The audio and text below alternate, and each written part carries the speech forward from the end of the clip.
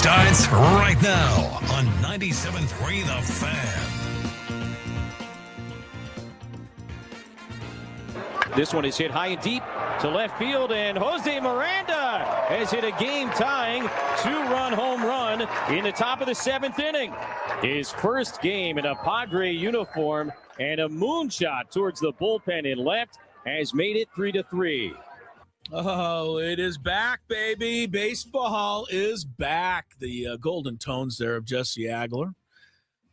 Supported, I might say, by the equally golden tones of our partner, Tony Gwynn Jr. And welcome to, maybe the less than golden tones of Gwynn and Chris here.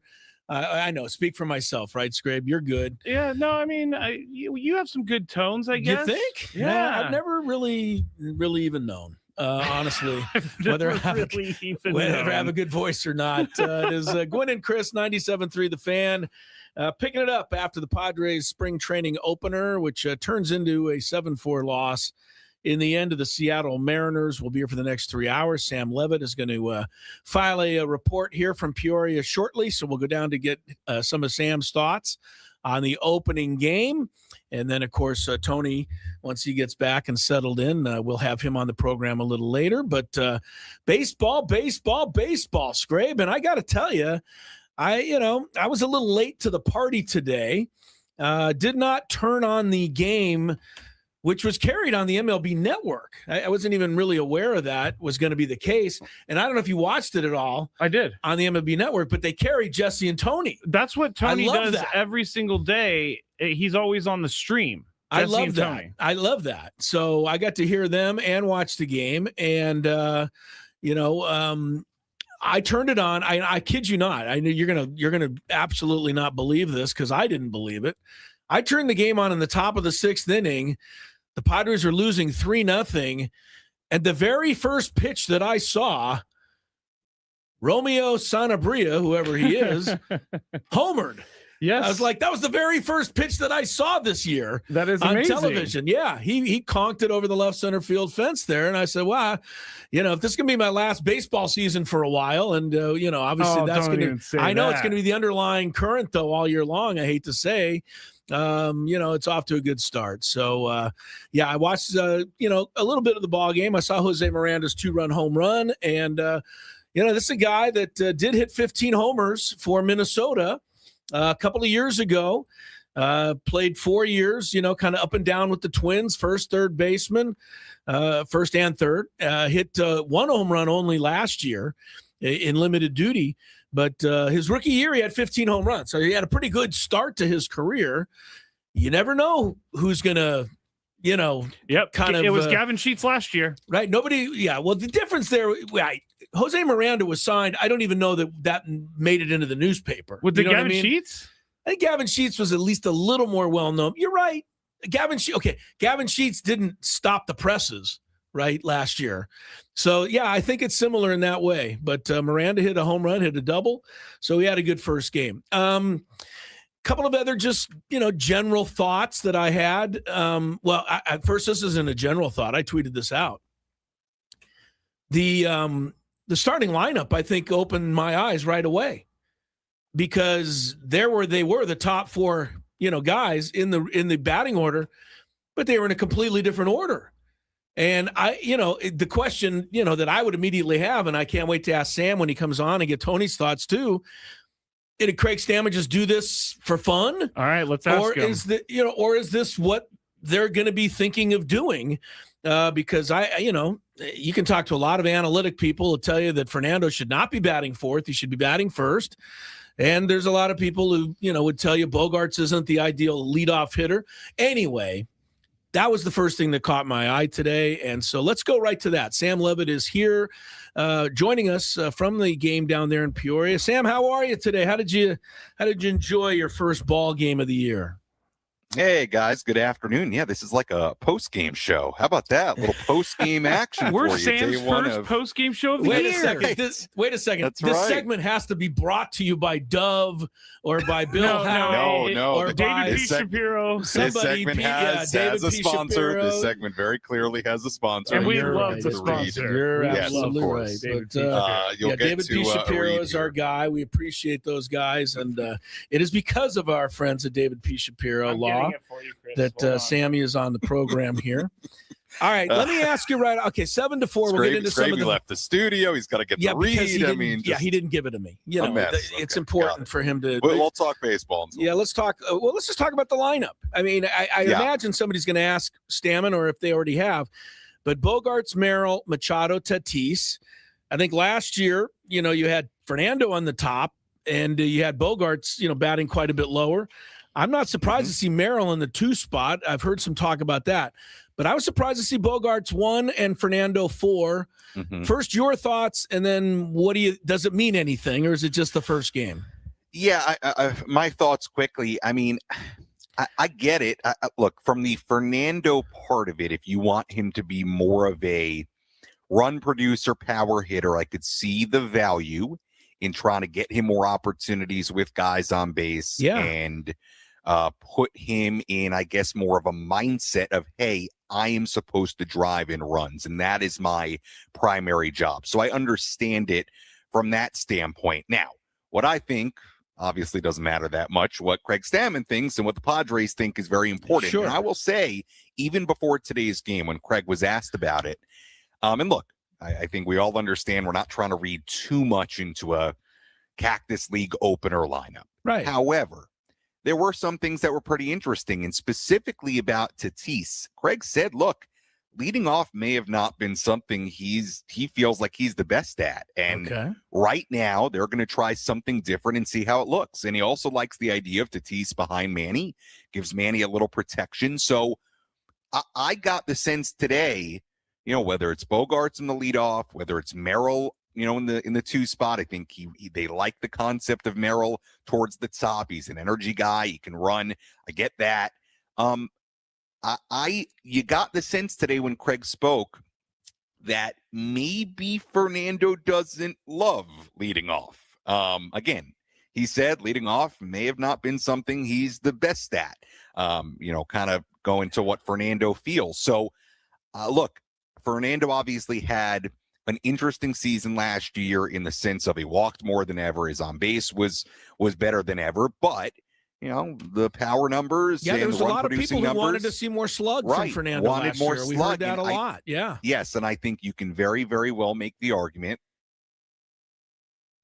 of Fernando's team needs is the one that is going to slug more. So if that's a move towards creating a version of Fernando again that is more of the slugging kind, then I understand it. So look, on one hand, it was a Cactus League opener lineup, and I do think they just wanted to get guys towards the top at bats early, because those guys are heading to the WBC in about a week and a half. But even though it's just February 20th, no, I think it was fair to say, you got the feeling today that this was something they're gonna toy with, and the idea of Fernando not being leadoff, no matter where he is below that, I think is something they're very much going to consider, and we'll see what the lineups look like the next handful of days. Yeah, I read a lot into it, and I know it's one game, but I still did. I read something into it. We'll see where it goes.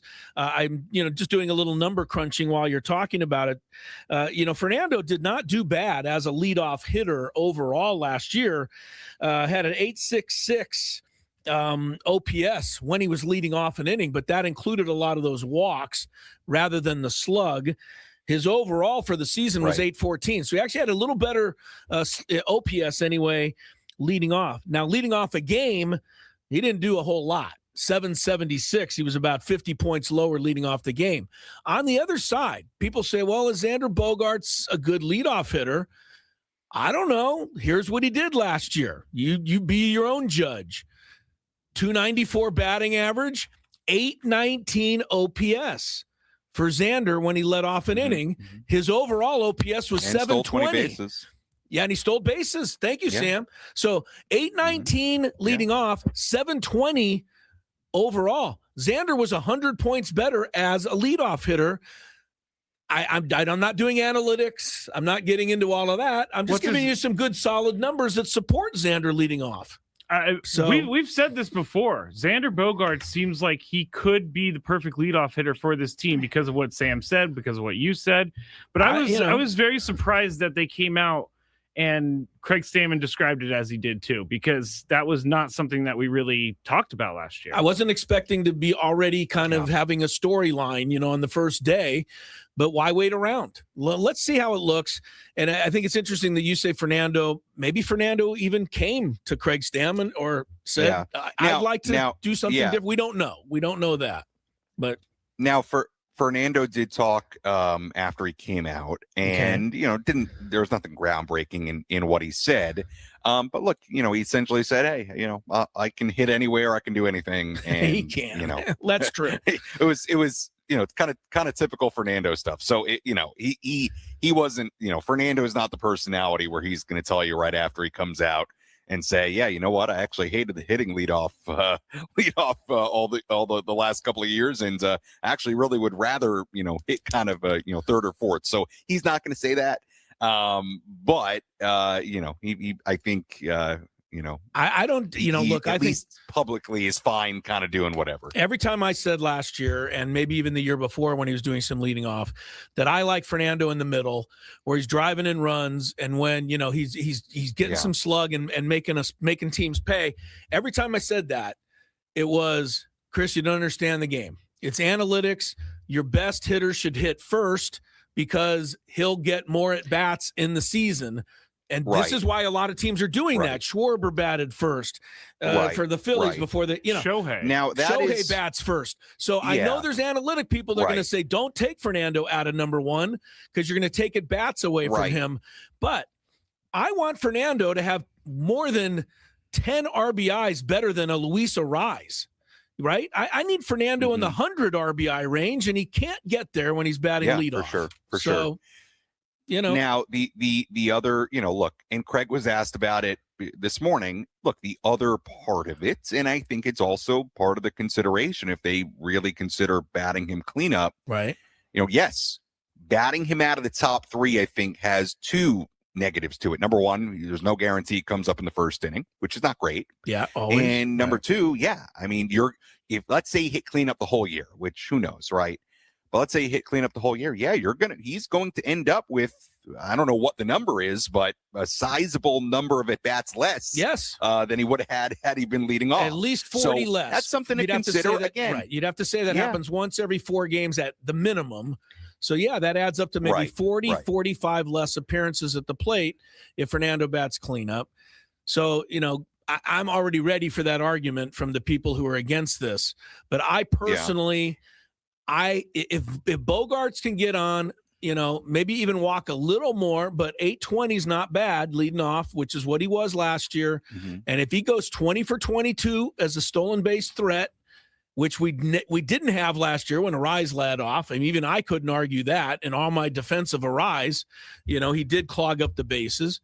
Look, I think, bogey first and then Manny, Tatis, or even if you want to go Merrill, Tatis, Manny, whatever you want to do, I just think that's advantageous for the Padres. I really like it. Yeah. So, well, and I do think part of if you're going to bat the other three righties, Bogaerts, Tatis, Machado up there in the top 4, I think Merrill's got to be somewhere in there because you got to break up those righties. I think that's important. Right. So I'm not surprised that you got.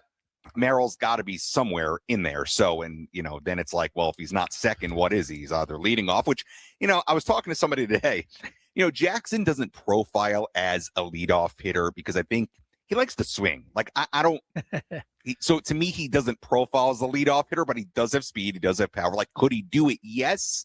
I don't know that I love that. He likes to swing, and he's said that many times. He likes to get up there and swing. So, I kind of like it. I do. I like at a base level, and not to go in circles, but in a base level, I just like the idea of trying to get Fernando Tatis Jr.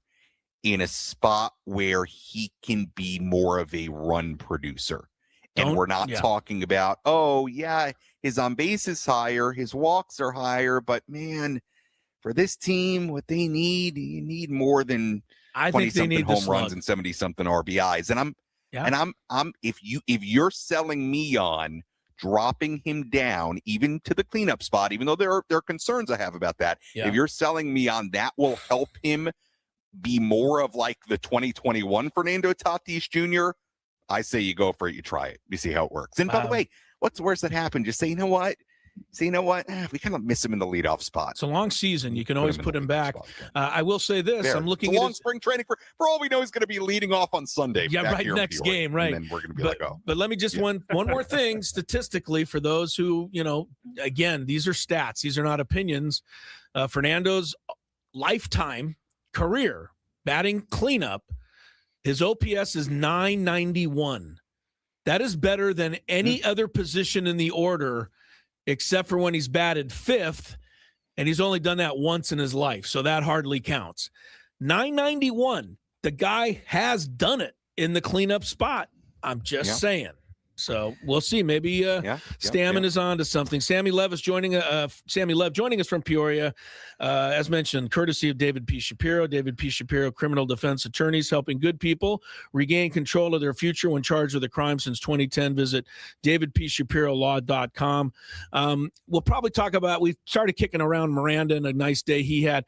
I want to talk about Mason Miller. What's the matter with this guy, Sam? He only struck out 2 today. He's obviously not going to be very good this year. What's the deal? I'm obviously kidding. It's a joke when this guy goes out there. It's impressive. I mean, on February 20th to be pumping 100, 101 easily. On, I know. That's he looked good. Yeah, he looked good. Good. Obviously, he'll get probably at least a couple more appearances before he heads to the WBC. I think those guys leave on March 1st. Okay. A little bit different for each guy, but I think he's going to leave around March 1st. But he looked good. A few other notes. Miranda, nice day for him. Sure. Look, he's kind of an interesting guy. He came up with the Twins, and he actually was good. If you go look at what he did his rookie year with the Twins, and then he's struggled the last few years, and I suppose kind of fell out of favor with them. Also, just so you know, for any of you Hamilton fans out there, Jose Miranda is a cousin of Lin-Manuel Miranda. Wow. Did you know that? I did not know Wait that. a second. Sam. Stop the show. Little nugget for you. Stop the show. Yes. You can't get that anywhere else. You can't get that anywhere else. Lin-Manuel Miranda is related to Jose Miranda. That's amazing. That's right. Yes. Sam, you are the man. That's right. All right. That's good. I didn't find that out on my own. That's public knowledge. No, I didn't. It wasn't public for me. I didn't know it. Good job. How about Castellanos I will at ask first him base? at some point about that. How about Castellanos at first base? He made a nice play. That's a good sign, right? Yeah. Give me your thoughts. Yeah, it is. Look, he came up as a third baseman, so the fact that he, on a ground ball can make a diving play and be agile, I should say I wouldn't think is surprising. Look, I get the feeling they are really going to try to work him over there. Sure. And he's never played there before. I will tell you, he's out there early working with Ryan Punto, with Glenn Hoffman the other day. I don't think it's a coincidence that they put him out there today. I think they're going to want him to get as many reps as he can at first base. And he had a nice day. He made a nice play. Now, look, that's probably the play that's like, not that it's an easy play, but like probably the easiest for him, like, because it's just going to a ground ball. That's something he's somewhat accustomed to. Now he had to make that throw to first base, which he's not. Look, as he's done drills the last handful of days, look, he's working over there. I don't know that even in the drills, it looks super pretty on the picks and things like that. And I think that's the thing that you worry about, are the picks and maneuvering around the bag. But look, he's definitely putting in the effort, and he had a nice day today to give him a little confidence. Yeah. So that was good. Luis Camposano was 2 for 2 in ABS challenges. I saw that. Was good. He was 0 for 1 at the plate, though. Right, Sam? Yes. Man, he was like, I'm going all in on this ABS Luis today. doesn't believe anybody, obviously. Well, and we may have talked about it in my prior times on here since I've been out here. Yeah. And we can have this conversation later as well, but like, Luis Campusano, man, you want to talk about a guy who I think is really, really important to this team. I hope so. I mean, yeah. And Be nice. and it feels like he's got a real runway here to have an impact. It's a big opportunity for him. I don't want to say it feels like kind of like the last big stand for Luis. I think it is. I think that's fair, uniform, though. but I think it's I'll tell fair. you what, it feels like Yeah. they're going to give him an opportunity to go out there and get it once again. Yeah. Because I think he's going to get playing time. I think he's going to get at bats. I think he's going to be asked to catch quite a bit. Freddie Fermin is being asked to take on a workload he's never had in his career and being a number one guy. So, hey, Luis, good job today, 2 for 2 with the ABS, and I'm not going to worry about the 0 for 1, but that was good. Yeah, good for him, and good on you, Sam. Your debut, performance into the baseball season, and you're coming up with gems like Lynn. Right, Lynn. I forgot his name already. Lin-Manuel Miranda. That's a great gem, then. Who, by the way, I love. By the way, Lin- I've never seen Hamilton. Don't. I don't know any of the Unless music. okay, that's not fair. If I know you who are Lin-Manuel is, but- You better love rap music. Rap? Just- I do. the whole play is rap music thought- for 3 Isn't that- hours. Rap? Yes. Yeah. Every Are you too song serious? is. Even I know this. Isn't that like the whole thing? Yes, I've it's never 3 seen it. hours of rap music. I'm not saying it wasn't for me. I understand though why people think it's one of the great, plays of all time. It's incredible. These guys go up there and do this thing. The performance is amazing. But yeah, it's the last thing you'd ever imagine. U.S. History from the 1700s told in rap form. I That's think I what may have Hamilton to watch this soon. You're going to watch it now? Yeah. All right. You let me know. I thought it was Well, just People singing, love it. Yeah. No. like Les Mis or something. No, it's No, not no, Les no. Mis, which I also call I've never Les seen it either. I've never seen it. I've never seen it. So Chuck Hamilton. Well, why don't you and Scraby just have a date during the season and, sit I don't like the word date. All right. Have a little gathering around a bowl of popcorn and watch Hamilton and let me know what you think. That would be the weirdest thing Yeah. Sam and I could ever do. Yeah, brother. All right, Sam. Well, thank you, buddy. now Have a that good now that go I ahead. actually think about it, I since I've lived in San Diego, I actually have not seen like a Stage play. musical Yeah, production. we have in some San good ones Diego. down at the not Civic since Theater. I've lived here. I've got to check that off my list. Get that Yeah, off. I Get gotta off do your, that. I'll try to get you some tickets, Sam. I might I'll have. go. I might have. Not you, Why? Sam. I'll go. Sam, I'll get tickets for. I I'm love playing. I'm telling you right now, I'm not going with Scraby. No, I I'm wouldn't not make going you to do No, it no, with no, Scraby. no, no, no. You know, I'll no, do- no. I'll do things with Scraby. I'd go get dinner with Scraby. Yeah, I'd But you're hang not out going with to the Scraby, theater. But I'm not going to a play with You're not Scraby. going to the I'm theater. 100% with Scraby you or on that. Scraby. And I'm not going to watch Hamilton with you either. So I love Scraby. I guys hang out oughta with go Scraby. see yeah, Hamilton we're but I'm not friends. going to the together. We're theater with friends, Scraby. but I don't need to go The on two a of date you with have not Sam to a theater. You should both. Wow, look. How about if I get 2 tickets on opposite sides of the theater, so you don't have to sit with I mean, each we're other? there. We might as well sit with each other if Well, we're there. you But I'm just said not you going to can't go. be- I'm You're just not making going it to go. sound like you can't be seen with the guy. I'm just not going to go. All right. By the way, last note of the day: Connor Joe drove in the game-winning runs. All right. Thanks, Sam. Always good catching up with you, pal. Thank you, Sam. We'll talk to you soon. All right, Thanks, guys. buddy. See ya. Have a good weekend. Yeah, You there he too. is, Sammy Levitt, joining us from Peoria, courtesy of the David P. Shapiro. Criminal defense attorneys helping good people regain control of their future when charged with a crime since 2010. Visit davidpshapirolaw.com. All right, we're underway. Game 1 is in the books from spring training, 7-4 Mariners over the Pods, but some good things to talk about. And I'll throw it out to the chat. Yeah, I know you guys have an opinion, but the lineup, did you like Bogarts, Merrill, Machado, Tatis, or, you're not a fan? I'm curious what some of you have to, your thoughts on that. Yes. Mr. Hamilton Scraby? has taken over the chat. Hamilton has taken over the chat. You Are they all polarized the chat. Are they all telling you to see it or not see it? No, they're saying that you described it wrong, but Okay. Well, it doesn't all have rap, okay. Well, we'll get it all cleaned up when which we is come back. which is a stickler way of coming back at you. But they are saying it's good, so I will watch it. Okay, but if it's not rap, what is it? It's called. Someone chat me. We'll talk about it on the other All side. right, we'll get more into Hamilton because we have to settle that issue. And Gwynn and Chris, Tony will be with us in a little while. Stick around till 6 on 97.3 The Fan.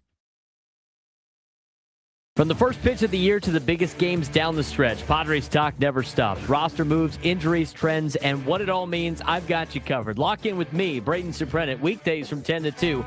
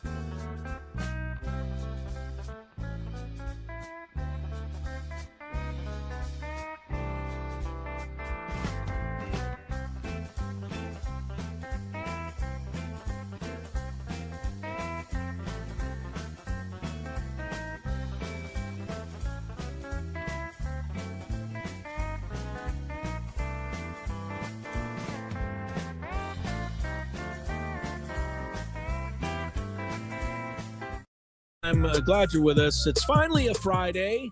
It's Gwynn and Chris, 97.3 The Fan, and welcome to our discussion of the famous musical Hamilton. That has seemingly taken over the program. Before we get into a little more of that, because look, we did some asking and some digging, and okay, can I call it rap music? Yes and no, I guess. Some people are saying no, but I'm gonna say you're okay calling it rap if you're trying to give an easy term for people to understand. I agree. Because we'll play a little bit of it because Chris looked up the most famous song. It's the Room Where It Happens, and it's a rap song, and it floored me because I did not expect this, but here it is.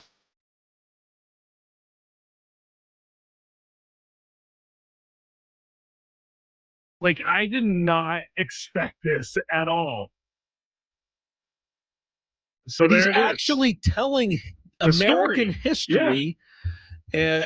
He said Mr. Burr there. He's referring to the character Aaron Burr, who had a duel with Alexander Hamilton, killed Alexander Hamilton. Yep. But it's the historical, account of America told in rhyming verse.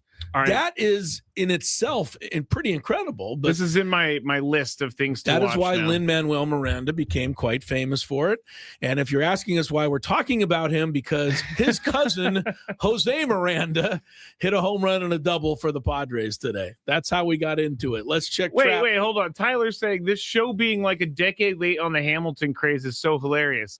We would have never talked about Hamilton unless Lin-Manuel. Okay, yes, thank you. We're not Tyler. Yeah, we're not trying to be Hamilton people. This just came up because of the connection. Yeah. I fully 10 years ago, had we had our sports talk show there, we would never have talked about it then. No. The only reason we're talking about it now is because we've gone 8 years without mentioning Hamilton. Yes, just because of this connection. Chris and I are a little bit further behind on that stuff. Well, but I've seen Hamilton, so I don't think I'm that far behind. Oh, yeah. You're ahead of me. I was able to describe it, and I think fairly accurately. If you want to call it hip-hop, fine. I think rap is something I think of as being more of a rhyming type of, music culture. Yes. All right, let's check some traffic, then maybe we can get into some sports here. From the 855 Get Ross Traffic Center. Injured? Demand justice. Demand Jurowitz.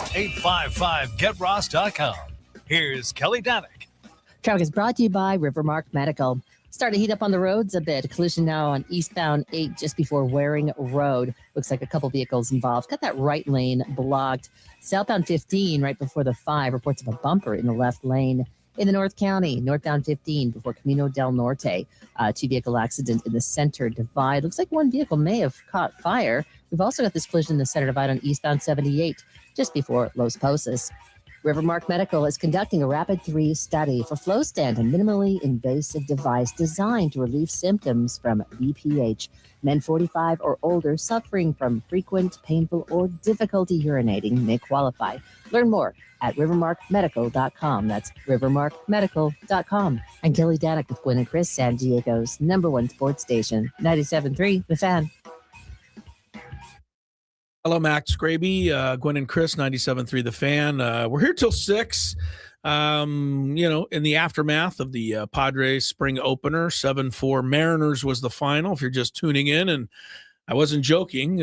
Our old friend Connor Joe did drive in the 2-game go-ahead runs in the bottom of the 7th inning after the Padres had come from 3-0 down to tie it.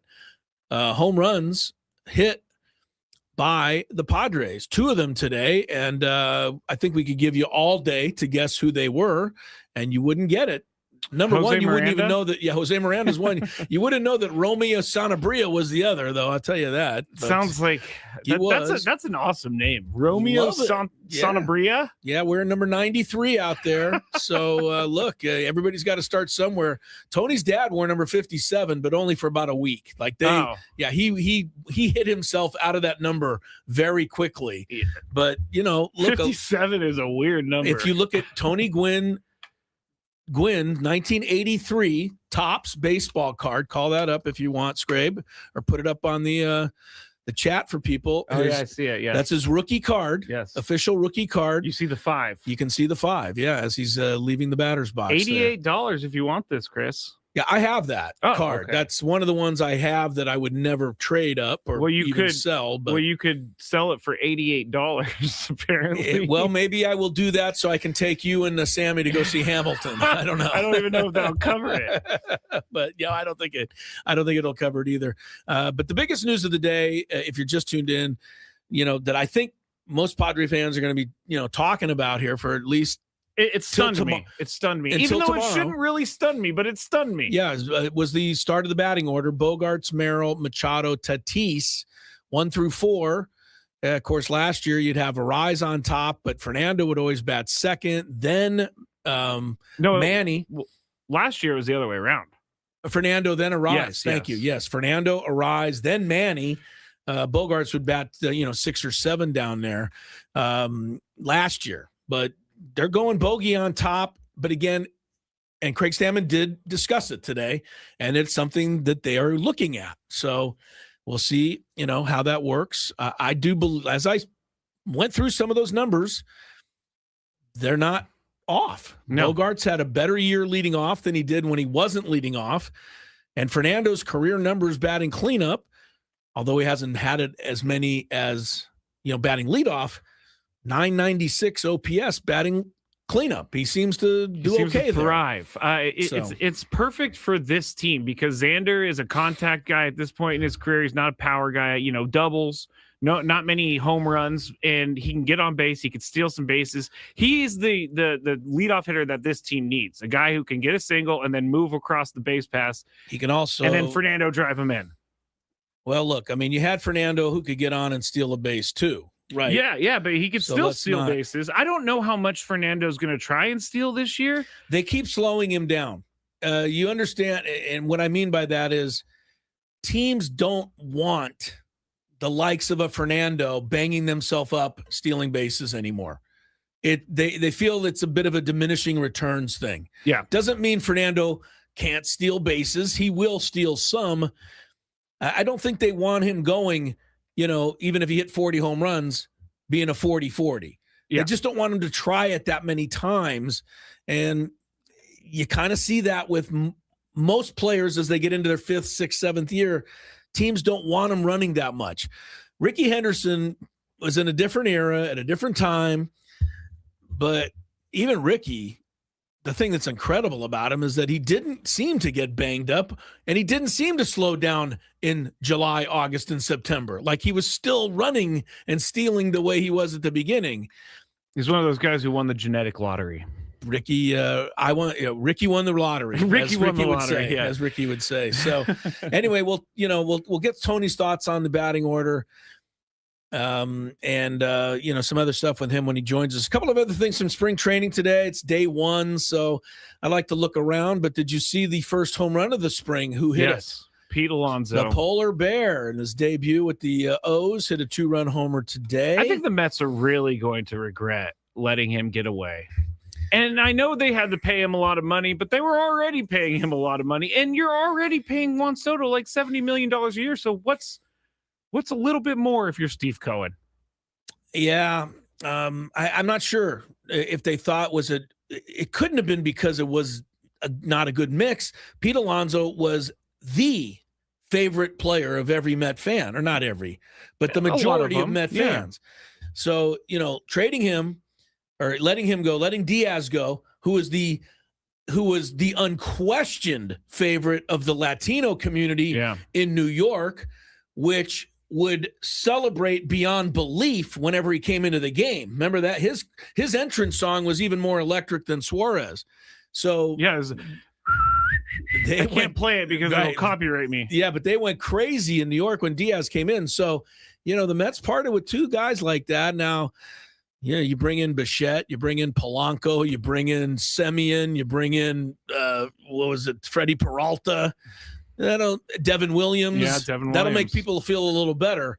But we'll see. I hope that the Mets regret trading the Polar Bear. The Polar Bear's kind of a fun character to me. He's a little bit wacky, right? He's definitely wacky. Yeah, he's wacky. He's definitely wacky. He's the guy who wants to have hockey style fights in baseball. He legitimately said that he would, if he could change one rule, it would be you get to charge the mound. You get to charge the mound free of charge, according to Pete. And if the pitcher doesn't want it, then they tell you to stop or something weird what was it he did in the dugout during that Brave game a few years ago?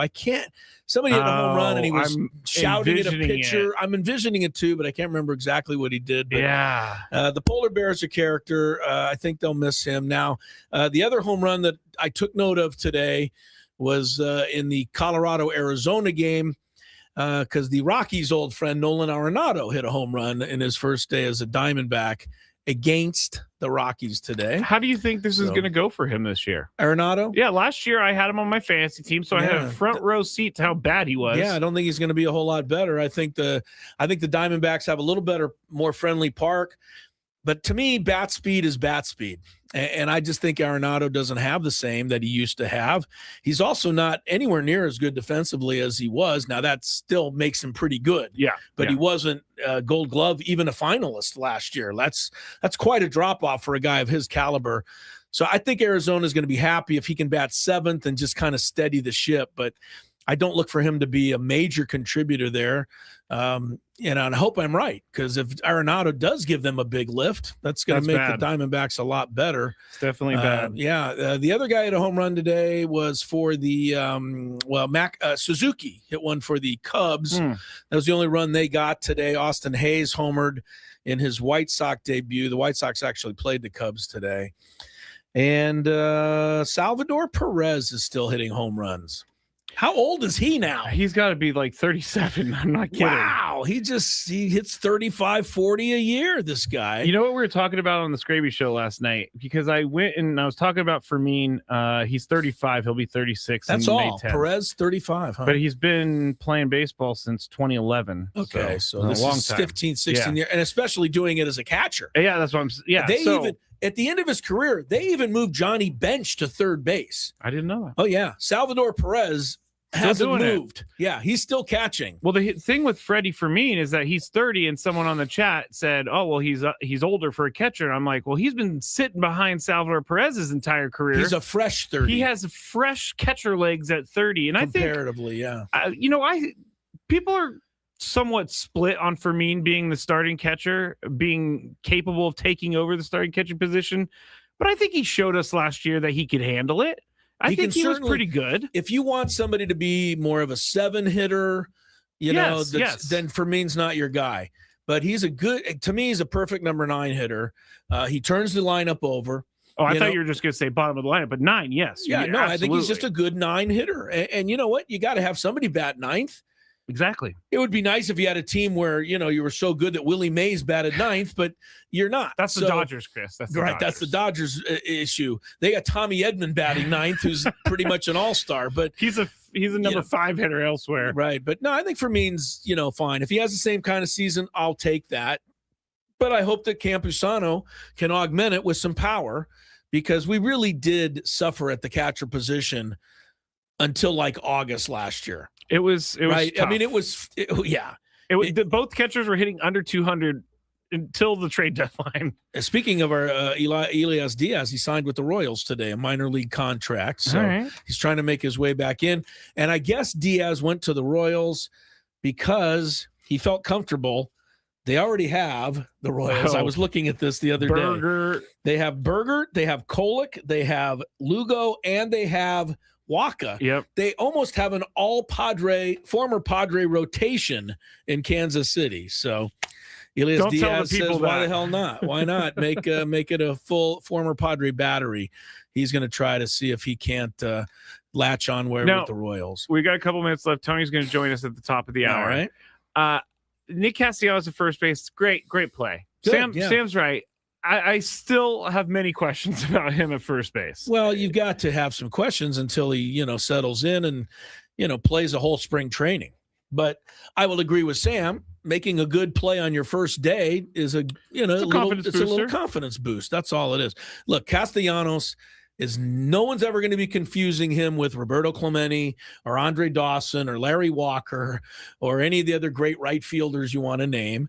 Our guy in Philadelphia yesterday, who was really funny, but I think straight up, John Kincaid. Yeah, John said he thought he could play right field as well as Castellanos, and he wasn't kidding. So got a lot of comments about that interview. Castellanos, he said, made no errors last year because he never got to a ball. Which is a weird way to think about it, but it's very true. Let me tell you something. You know who invented that? And I hope he's not listening, because I love him. And when he came into the studio, it was one of the greatest moments of my life. But the guy who invented it was the Garv. Yeah. The Garv, when he was with the Dodgers and even with the Padres, never made an error. And it was because he didn't get to the ball in time. He never went to a ground ball. He just let it go. The second baseman would have to go get it. How is that on air, though? Because he didn't play the ball. But I know, but if he has a play on the ball. Right, when it was hit right at him, obviously he fielded it. But if it was in the hole. But he just won't dive? He dove, but he didn't get there. Okay. The guard didn't cover a lot of ground. I will say the guard was fantastic at scooping out throws, though. Okay. But he was never a good ground ball picker-upper, and the guard himself could not throw. So if you picked the guy off at first base and the guy ran to second, if the Garv got it to Templeton, that was an upset. Usually it went into left field or something. Anyway, so funny. I love the Garv, and I shouldn't do this, but yeah, the Garv was kind of the original guy. I think he won a Gold Glove one year because he didn't make an error the whole year. Wow. And everybody was like, well, yes, of course he didn't make an error. He never fielded a ball. Yeah. So that was kind of the original. I've never thought about it. Yeah, you don't think about it that way. I've said it many times. Manny Machado gets errors because he gets the balls that other third basemen just wouldn't touch, and it would be a hit. There should be a distinction. Well, the analytics should be able to, work that out. Yeah, where are you at, analytics? You're That's everywhere where I else. need analytics to help me. But yeah, I believe Manny makes some routine errors too. There's no question Manny does. But he makes a few errors on an incredible play that would just be a single to left field for most third basemen. Yeah. So to me, you have to take some of that with Manny. When he's diving and he's past the coach's box and then throws from his knees and it doesn't get scooped, that's not an error in my opinion. The throw that he made in Arizona 3 years ago. No, it was more than that. It was like 6 years ago, but we can still remember it. Right on the money to Hosmer. Yep. One of the best plays a third baseman's ever made. I think Adam Warren was on the mound. Ever made, period. No other play. And Brooks Robinson even would have had to approve. All right, Tony joins us next. We'll get more from Peoria on the Padres. USA Hockey, did they get to the gold medal game? Talk about that. And I have to talk about the young lady last night in the skating. So many good things to discuss about that when Gwynn and Chris continues.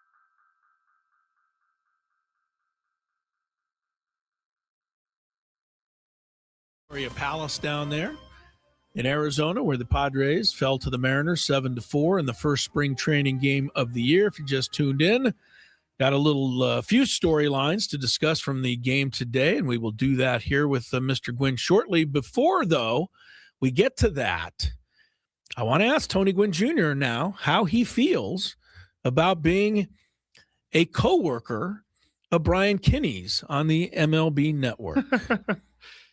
I watched you. I watched you today. I saw you too. You were on the MLB Network, sir. I don't know if you're getting a check from them, but they did. How'd I do? You were great. Yeah, you guys were great. You guys were great. I mean, you guys are trying to do a radio call, which is what you're paid to do.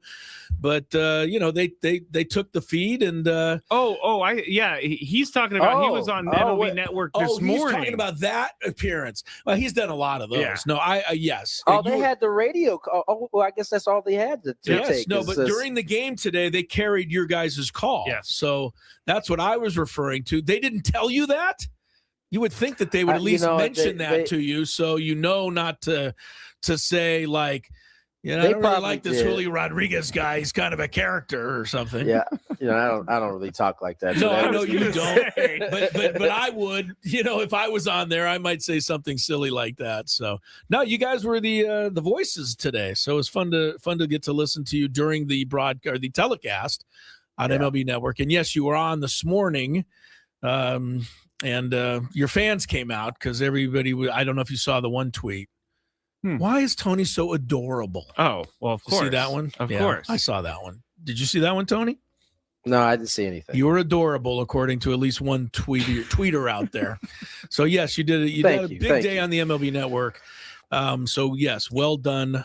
And say hi to next time you're in the office. Say hi to Brian Kinney for all. How long are we going to drag out this joke here? Well, I know. I mean, the Brian Kinney thing's never going to go away. We know that. I'll say what's up to BK when I see him. There next time. You go. There you go. There you go. Anyway, just some quick. And before I go into the specific questions I want to get to, I'm just curious, kind of what your takeaway was overall for day one. It was a long game. It was a long game. You're right about that. It was a long one, man. Yeah. I don't really have a takeaway. Yeah, I don't. It's so early. It's the first game. It's just nice to see these guys getting ABs. I don't have a takeaway. I'll tell you. Well, I guess my one takeaway is that Jake looked as good today as he has every single time I've seen him.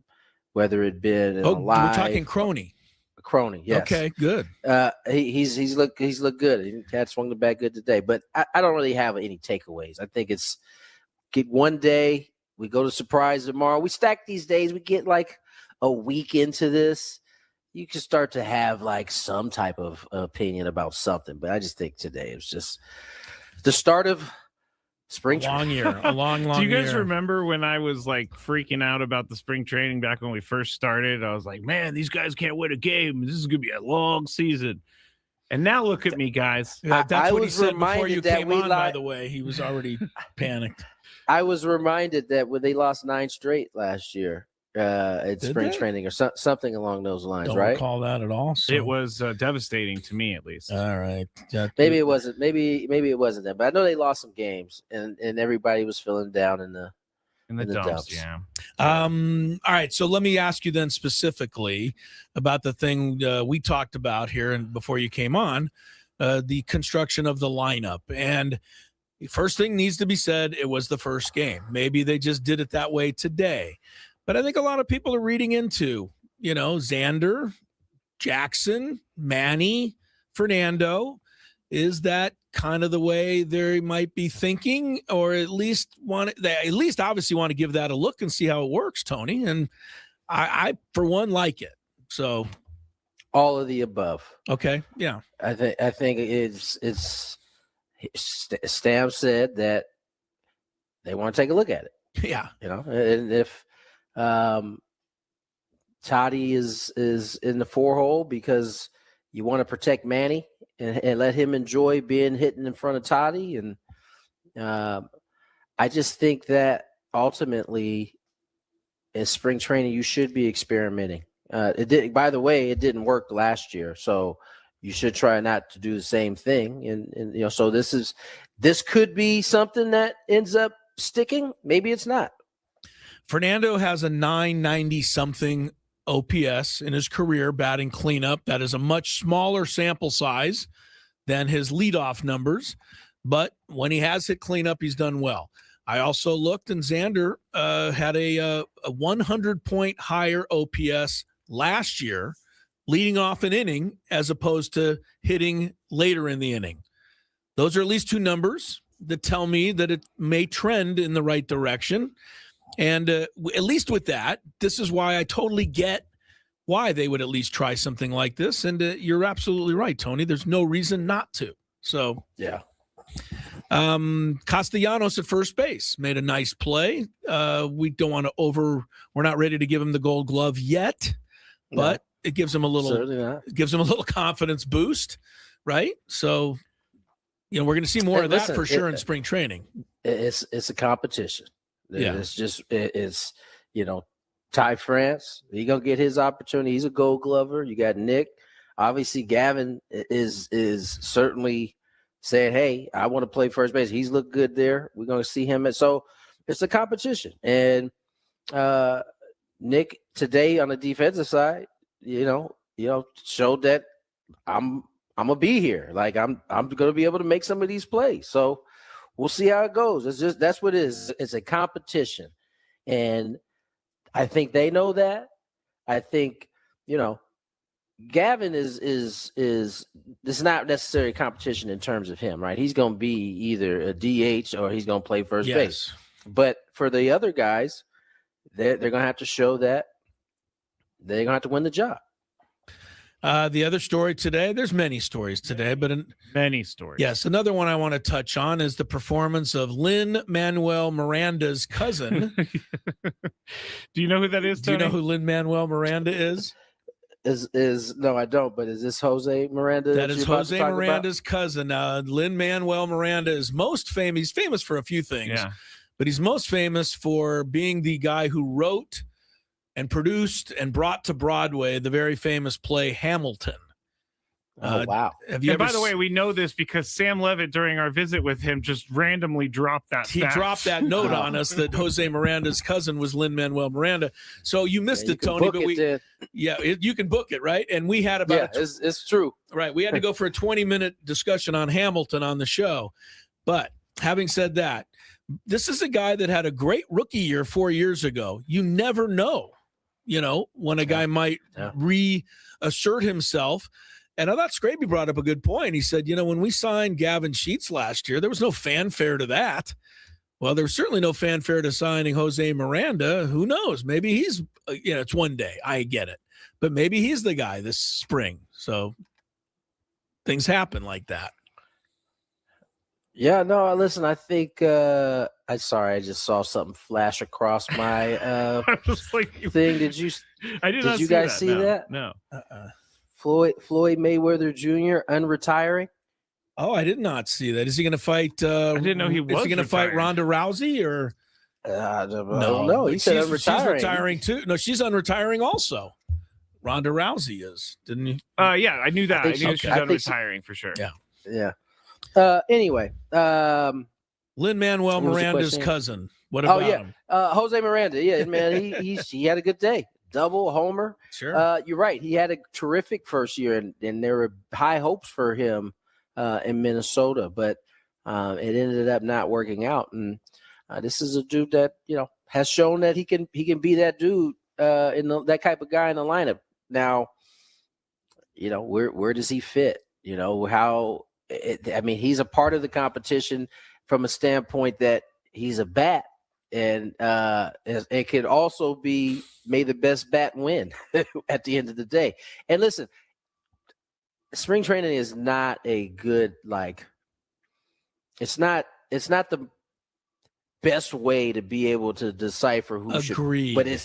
But it's the only thing that they have. They don't have any other tool to determine. And so this is why it can be volatile at times. It can be tricky. For sure. Yeah. I mean, now I'm going to call the guy Lin-Manuel Miranda. Jose Miranda hit his home run today off a guy named Hoppy, who is not a big leaguer or might someday be a big leaguer. But to me, it's a little different. Had he hit the home run off of, say, Andres Munoz, you might say, hey, that's okay. But even so, Munoz might just be working on something. So you're right, Tony. It's always hard to decipher that. We all want to just decipher it, Chris. No, what Tony's saying is we see a home run and we think that's a big deal. It is, but I think there's varying degrees of home runs in spring, depending on who you hit them off of. Your guy, Jesse Agler, is just the best. And here's what I mean by that. And I think, I'm not going to be able to come up with the guy's name, but the kid who came to bat, he came up for the Padres, right, in the late innings. Kid came up for the bat in the Padres, some, 8th, 9th inning guy. Jesse Agler, this guy hit a home run against us for the Mariners last year in the first game. Samat, yeah. And you're like, Taylor, yeah. and you were awesome. And he goes, I just thought, everybody knows that. And you're like, sure, everybody knows that. And then the way I understand it, Dave Marcus actually double-checked him on it. Is that true? Come on, Dave. This is Jesse Agler we're talking about. Yeah, here. no, I don't know if he double-checked him or not, but I assumed it to be true. It's true. I remembered it. So I was like, that's Dave already in midseason form of Jesse Agler's already in midseason form. Well, yeah, but Dave's questioning things already. Has he called in to make sure the line is good for tomorrow? No, I think he just wanted it. He's going to be there at 1 a.m. Well, wait, they're in Surprise tomorrow, so he probably drove straight. No, I mean, didn't he? No, they were in Peoria today. No, I'm saying that's where he's going to be at. It's Surprise. Tomorrow, but he may go there now to check the line.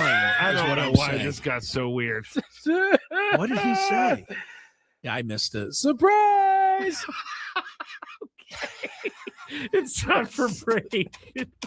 Friday show. You never know where they're going to go. More Gwynn and Chris coming up. I believe we're going to check some Demand traffic. justice. Demand Jurowitz.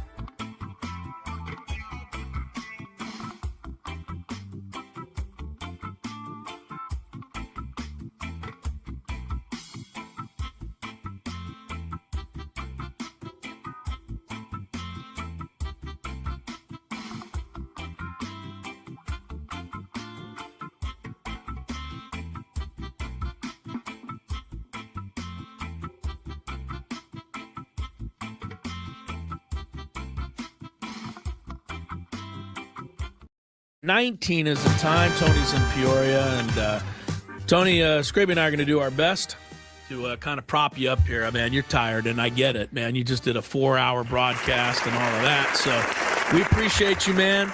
But, we're also glad you're along with us for the ride here the next couple of hours. Just, whatever you do, don't take a nap during the break. Just as long as I stay away from the couch or the bed, I'm good.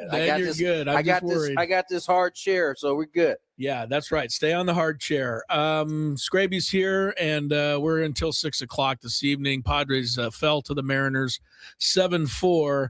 So those of you who bet the Vegas action that the Padres will go undefeated in spring training, not going to happen.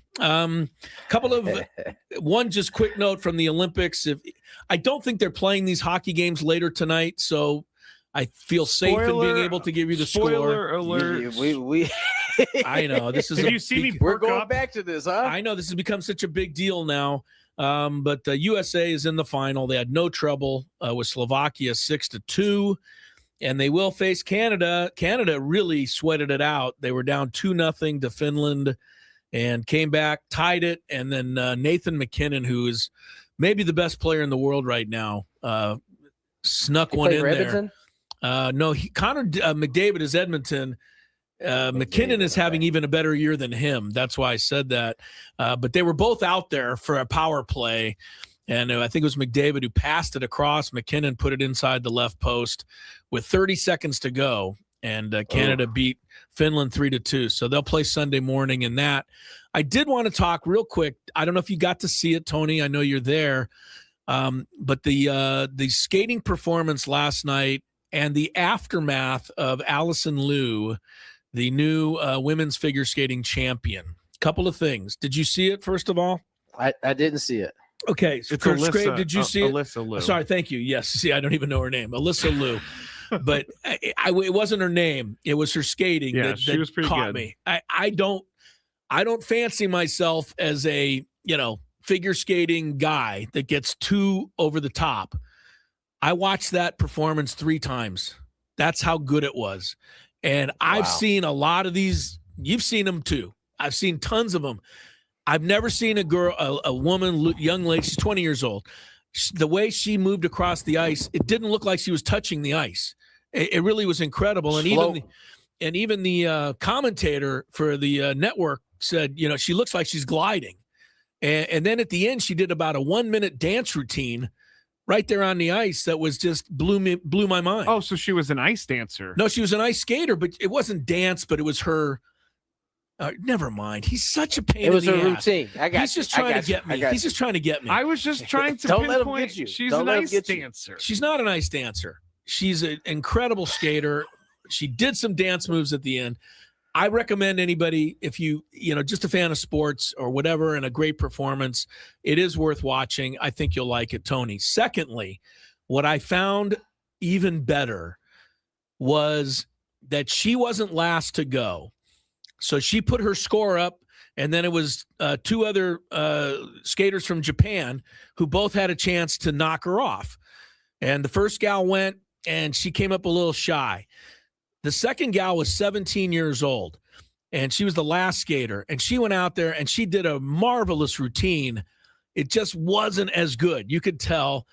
And she came off, and when they put her score up, 2 things happened. A, she lost, and B, the American gal won, right? Because as soon as the score went up, that's it.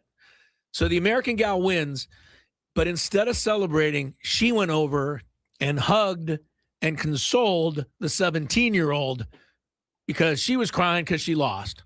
And then they both looked at each other, realized they both won, and they celebrated. That's the essence of sports, and we don't see that enough. I'm sorry. That kind of stuff, I like that stuff, and I wish we saw more of it. I know I'm kind of an old softie. Word up. I know the softy. Scraby's like, you're a softy. I didn't say anything. I know you're you putting words into my mouth. But you're thinking it. You don't know what's going on in my head right now. You don't know what's going on in my head right now. Scraby's like, if I had won the gold medal, I would have gone, yes, in your face. Why not? Why not? He 100% would. You'd be like, he 100% would. I never said anything, Go and I'm being back painted to as a Japan, villain. young lady. I'm the gold medal winner. Yeah, you see this? Yeah, Just right. biting on my medal. Yeah. I will say I did not have Chris getting emotional over the Olympics on my board today. I love stuff like that. I'm sorry, I do, and I don't see enough of it.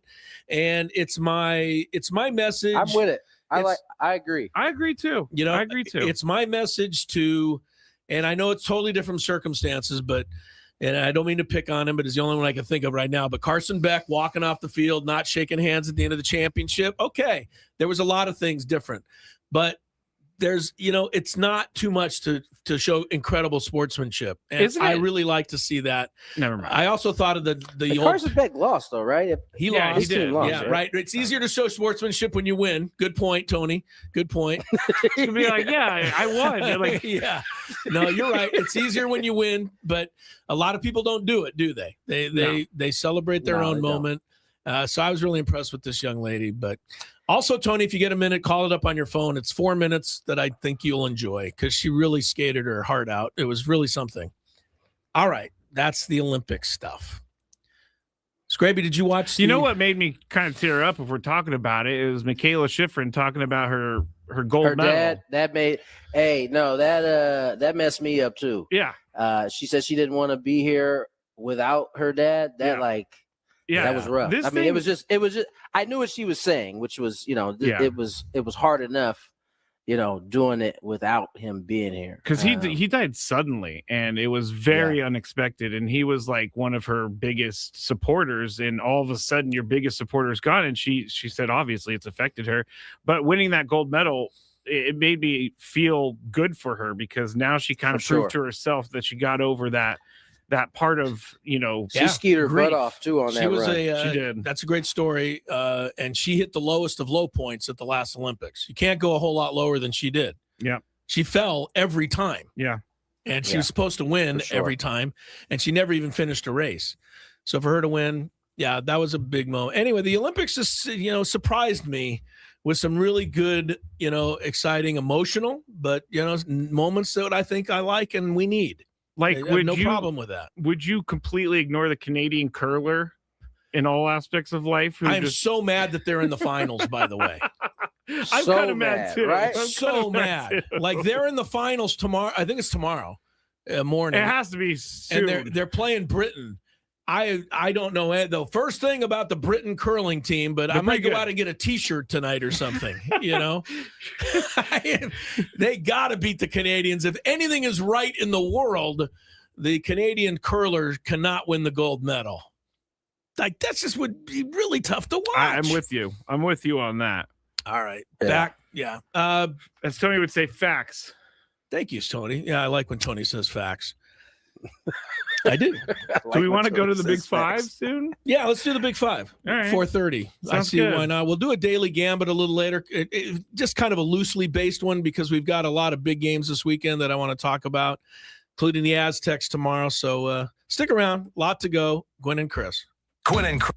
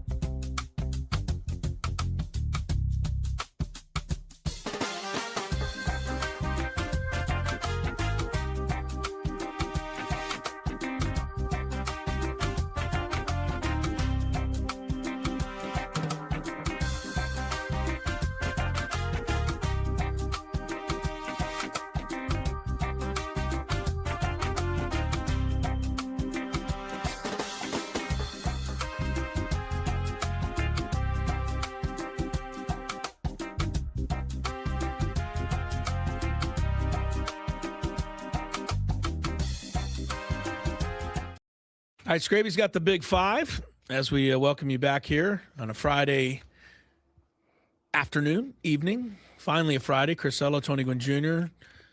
sitting in a hard chair in Peoria, and we're not allowing him to go lay down between segments.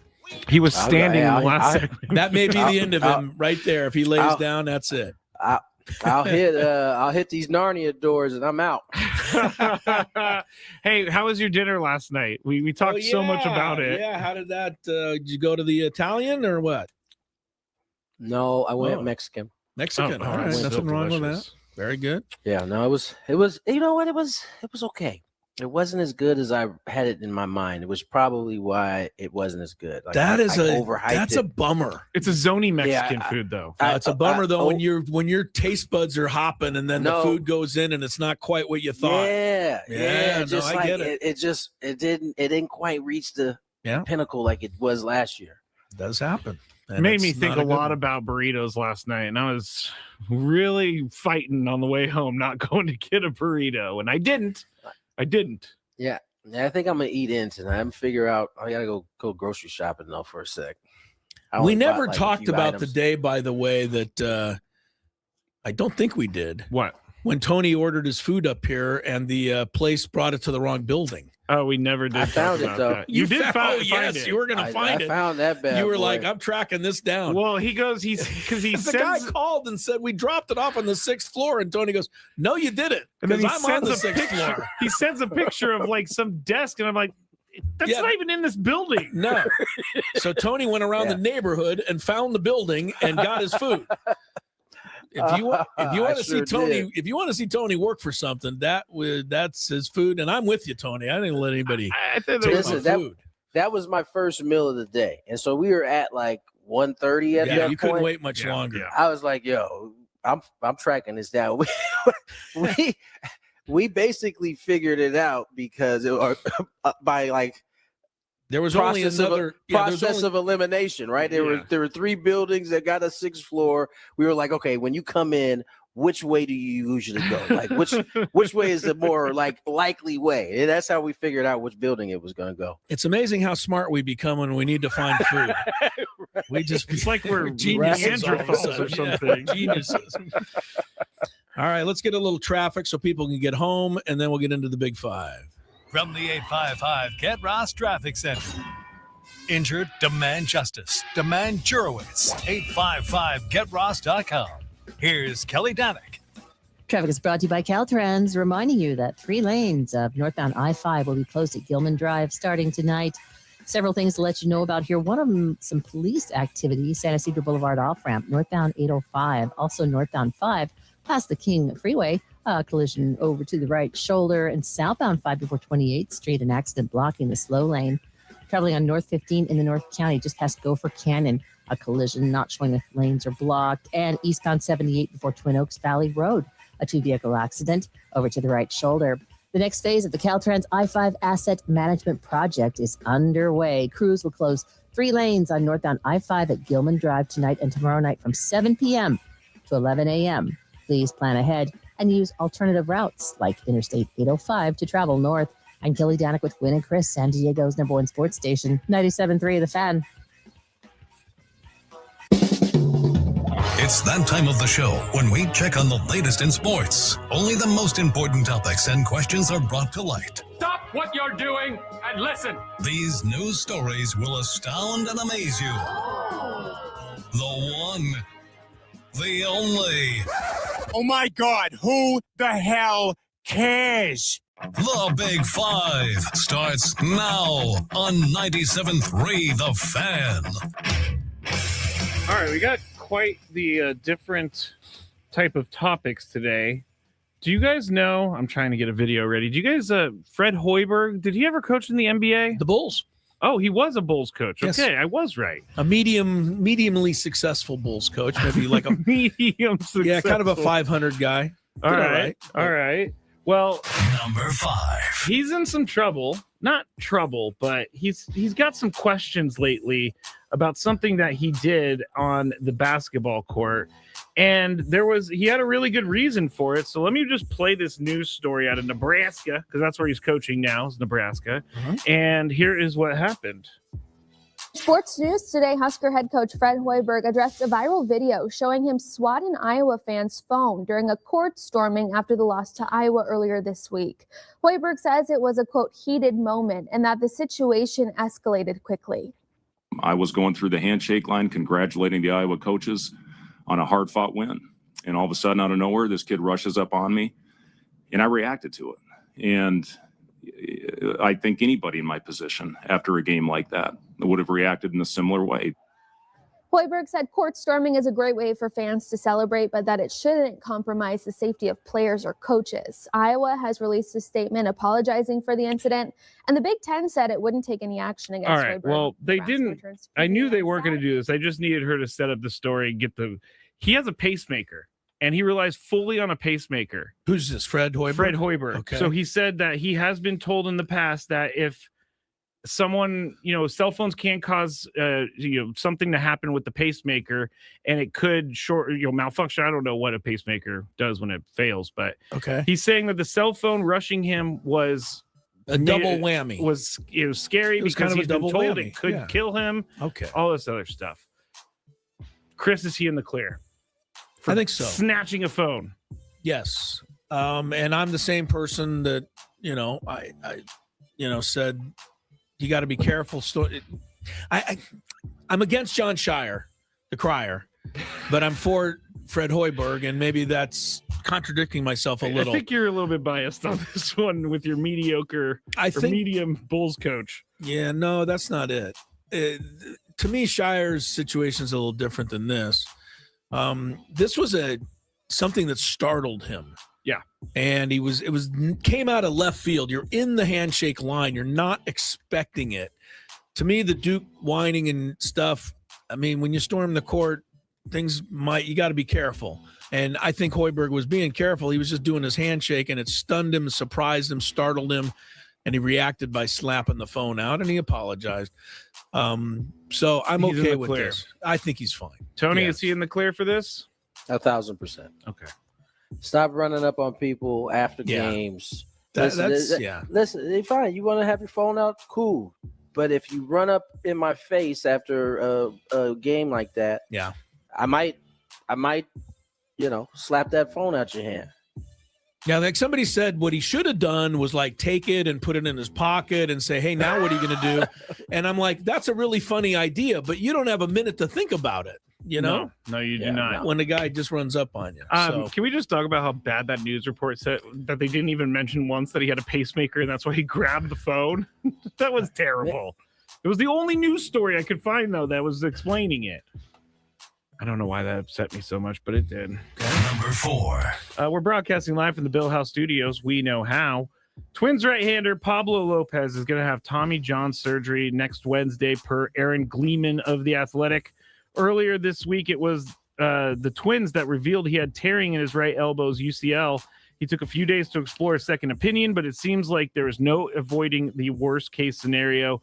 This is going to be his second Tommy John surgery. So my question is to you, Tony, is a second Tommy John surgery no longer considered a death sentence for a pitcher? I don't know that it was ever considered a death sentence for, I believe, starters, right? Or was it relievers? I can't remember. I don't know. I mean, technology has gotten better.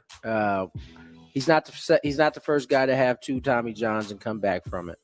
So, I mean, maybe we have turned the corner on that. Not to say that we want to keep trying to set these type of records, but I'm on my 5th. Hey, good for you. But maybe we have turned the corner, and now maybe more guys we're going to see more and more guys be able to come back after a second.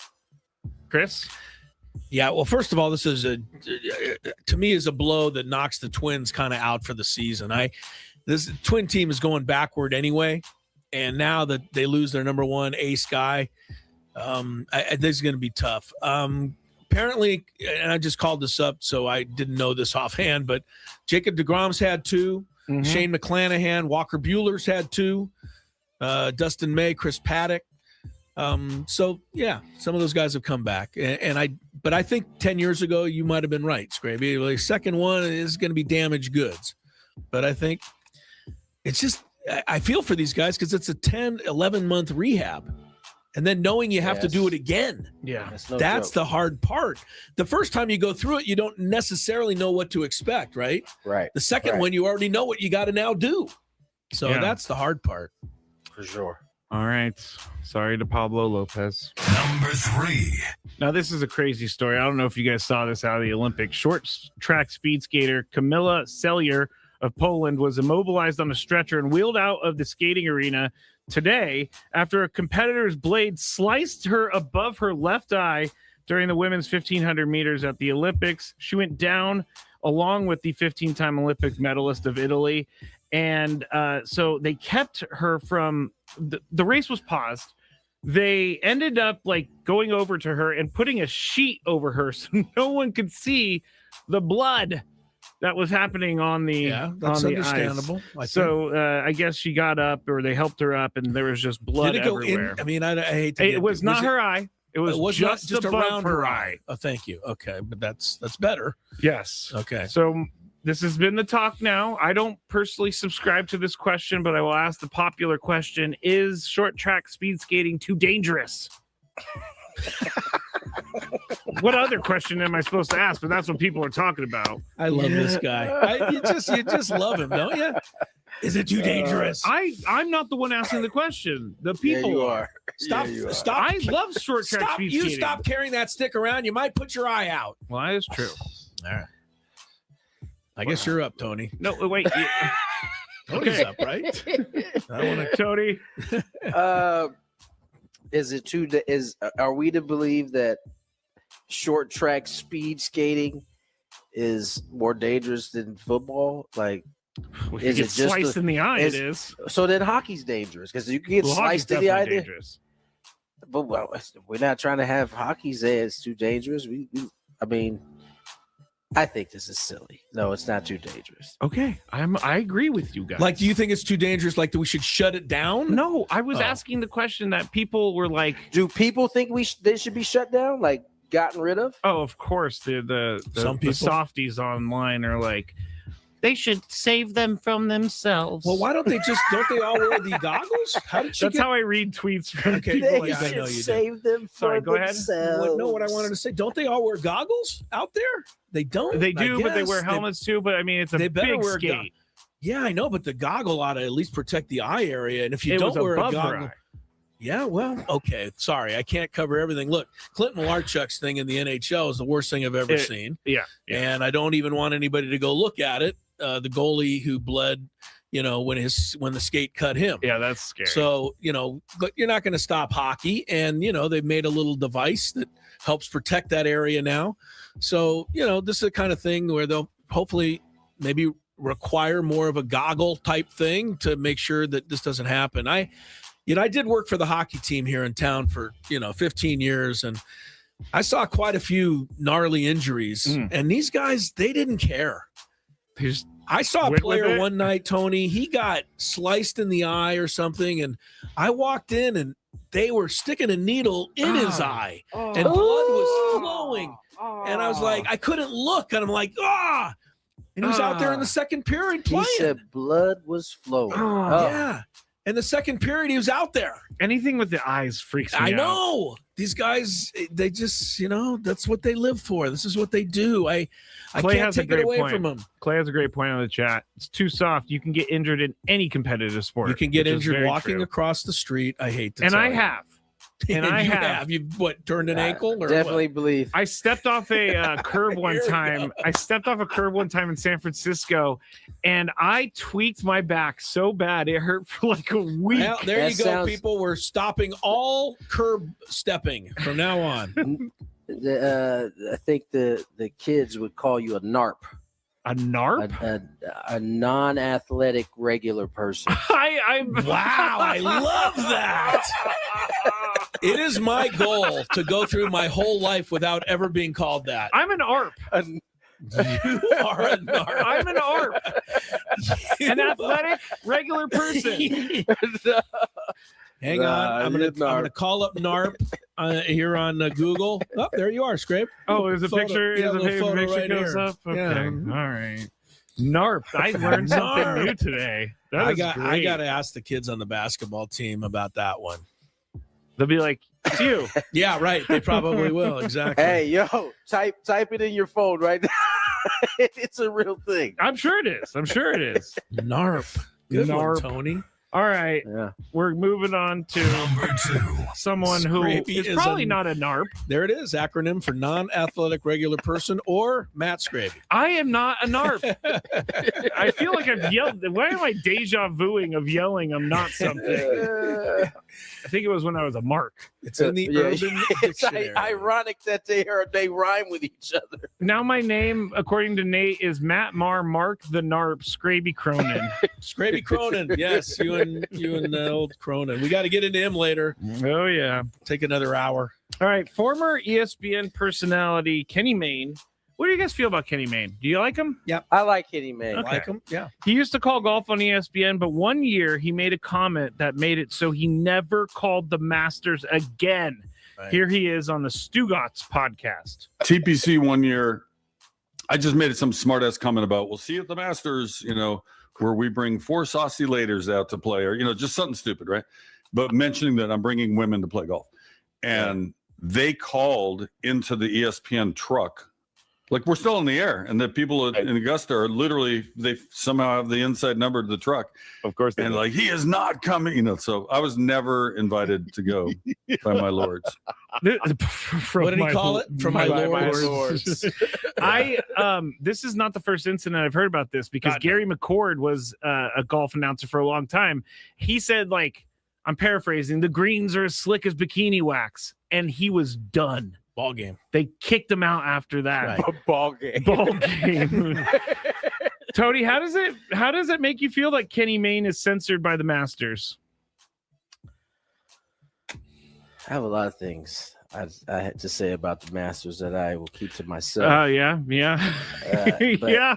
This is not the all-time most welcoming place on earth. No. Let's be straight about it. This is kind of what they do. Yeah. So, I'm not surprised that Kenny Mayne is being censored because he mentioned ladies or whatever it was that they didn't like about him. Saucy ladies. Saucy ladies. And he wasn't even at the Masters. He was at a different golf tournament. That's crazy. Like, I mean, I don't know. Not a surprise. It's kind of how the Masters gets down. Chris, your thoughts on the Masters censoring Kenny Mayne? Yeah, first of all, the Masters. I should be playing this. Sorry. Yeah. And that only feeds into it. I mean, this is just, it makes you feel good. At least it makes me feel Makes good. you feel good. Makes a lot of They people. would literally have made you turn the other music off anyway and put this on. Like, that's how the Masters gets down. And they probably would not be happy with me playing it right now. I'm not speaking for Tony, but I think I'm heading in his direction. I just called this up. There are currently 9 black members. The first was in 1990. It took them over 100 years of being open. Wasn't it even longer for women? Yes. Okay. So this is what we're talking about. And they are, to me, they are just very, very full of themselves. They always have been. And when you watch the tournament, if you find a black spectator or patron, let me know, because you very rarely see one. What? Look in the crowd. It's just, it's a very exclusionary place. And I guess that's their right. That's their right as a private club, but it's also my right to speak out against it. Yeah. So I love there's one old couple who has a house near Augusta National, and the Masters wants to buy it so bad so they could put something there. And this couple is basically saying, we aren't ever selling to you because we love our plot of land. And the Masters is like, what? How much money can we offer these old people? I'm surprised they haven't stuck a little arsenic in their out of there. their iced tea or whatever. All right. Number 1. Now I like the Masters because only because of the golf and the cheap food, egg salad sandwich. Yes, But other than loaf that, or whatever. man, that's not a place that I long to go to. Me neither. I know Well, a lot of that's people not do, true. but I'm fine if I never go there. I said me neither way too fast. Because if you were to give me a ticket to the Masters, You'd I go? would be on the plane tomorrow. You'd go? Okay. He said, "No, that's not true." I mean, my grandpa. I'm going. My grandpa took my uncles, and they said, "You set up your chair on a hole, no one takes it. You can come back. It's just an understood thing," which I think is kind of Isn't interesting. that wonderful? All right, we have talked about a specific aspect of this topic, but we have never covered another aspect. In a coffee type place drive-through, that's where we're at, guys. How many drinks should the drive-through customer get to order? Because earlier today, I was in a drive-through, and the person in front of me was taking forever. Did you miss an opportunity? To what? Oh no, you were. I they were was in behind. front of you. Yeah, I was you behind. couldn't do the pay. Yeah. Okay. So I counted how many drinks that they got. They got 12 drinks. One person in this car, 12 drinks, 3 trays of 4 drinks each went through that darn window. The line was stacking up behind me because of this jerk. Took me at least 8 minutes to get through this line. So, Chris, you're up first here. Mm-hmm. What is the max number of drinks you're allowed to order in a coffee drive-through? You take your chances if you're going through a drive-through. You take your chances. Of course you do. I go to the drive-through bank, and every now and again there's a line, and I don't know how long these people are going to do it. That's taking a chance, right? But you know what? Definitely taking a the chance. only reason there's some jerk that's going to be doing their entire banking right, for their that whole day. banking for the whole month. But I only go to that drive-through because there's a walk-up window there as well. And I'm willing to get out of the car and go walk up. If you see a long line on the drive-through, that's on you, man. Sorry. I don't have a look. People do make coffee runs. Is that not true? 100%. Yeah, they can go inside when they're getting 12 drinks. Why they gotta go inside? Because it takes forever in the drive-through line. Sorry. Tony, You how go many inside drinks? then. How many drinks is max? I should have. Unlimited. Oh my! Infinity. Unlimited. Infinity, he says.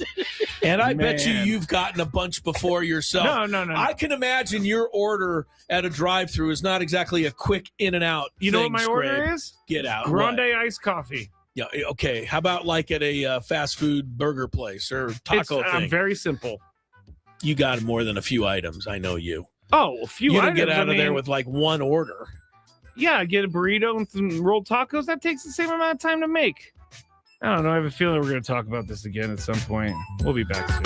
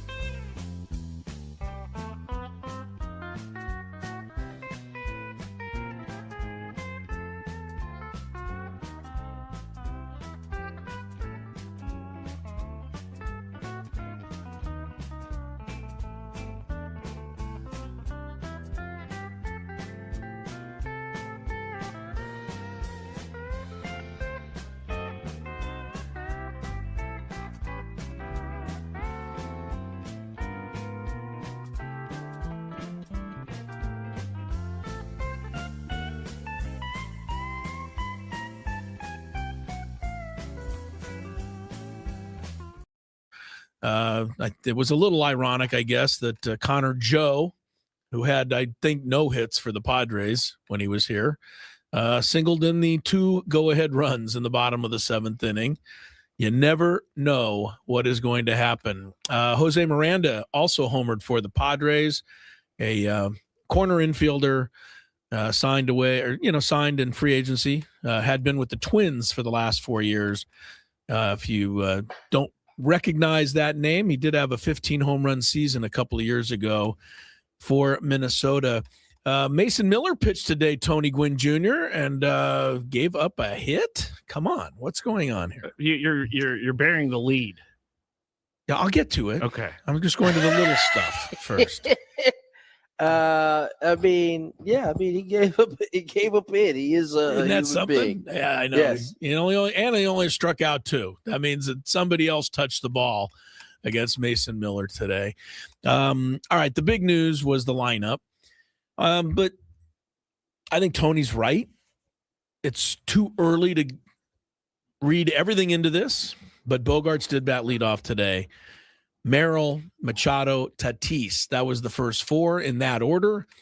As Craig Stammen said, we're looking at it. We're looking at everything, but we're going to look at this.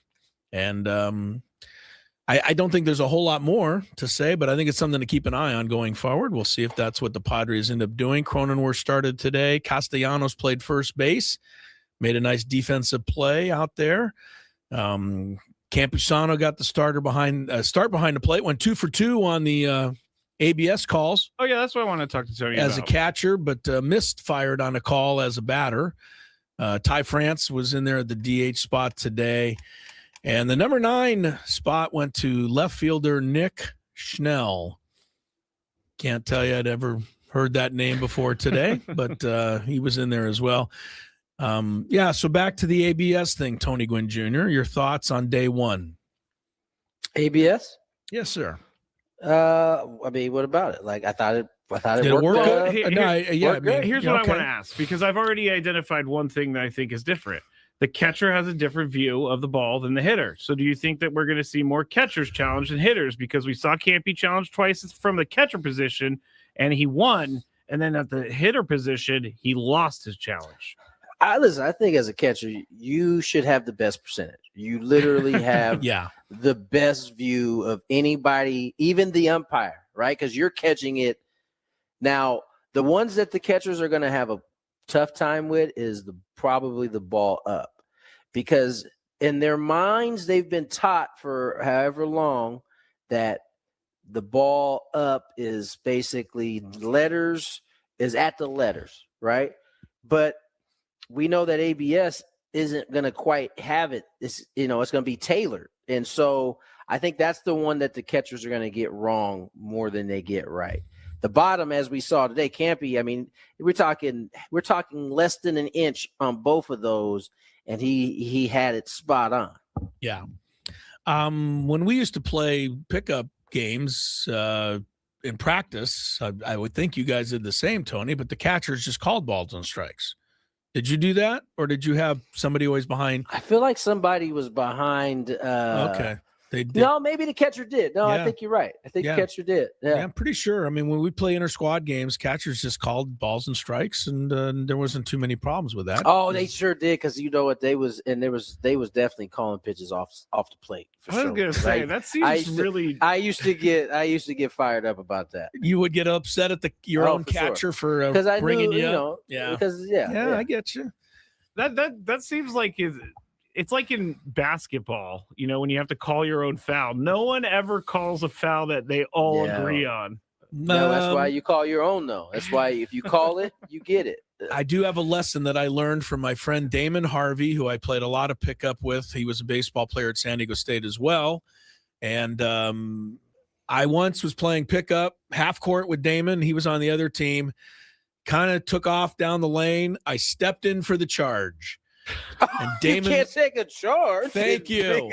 Damon looked at me and he said, "Ain't no taking a charge in a pickup game. Even I know that. That foul's on you." And I'm like, "What?" Yeah, he's like, "Get out of here." It was actually a blocking foul. Well, he just said, "You don't take a charge in a pickup game," but I had to learn my lesson. I didn't know.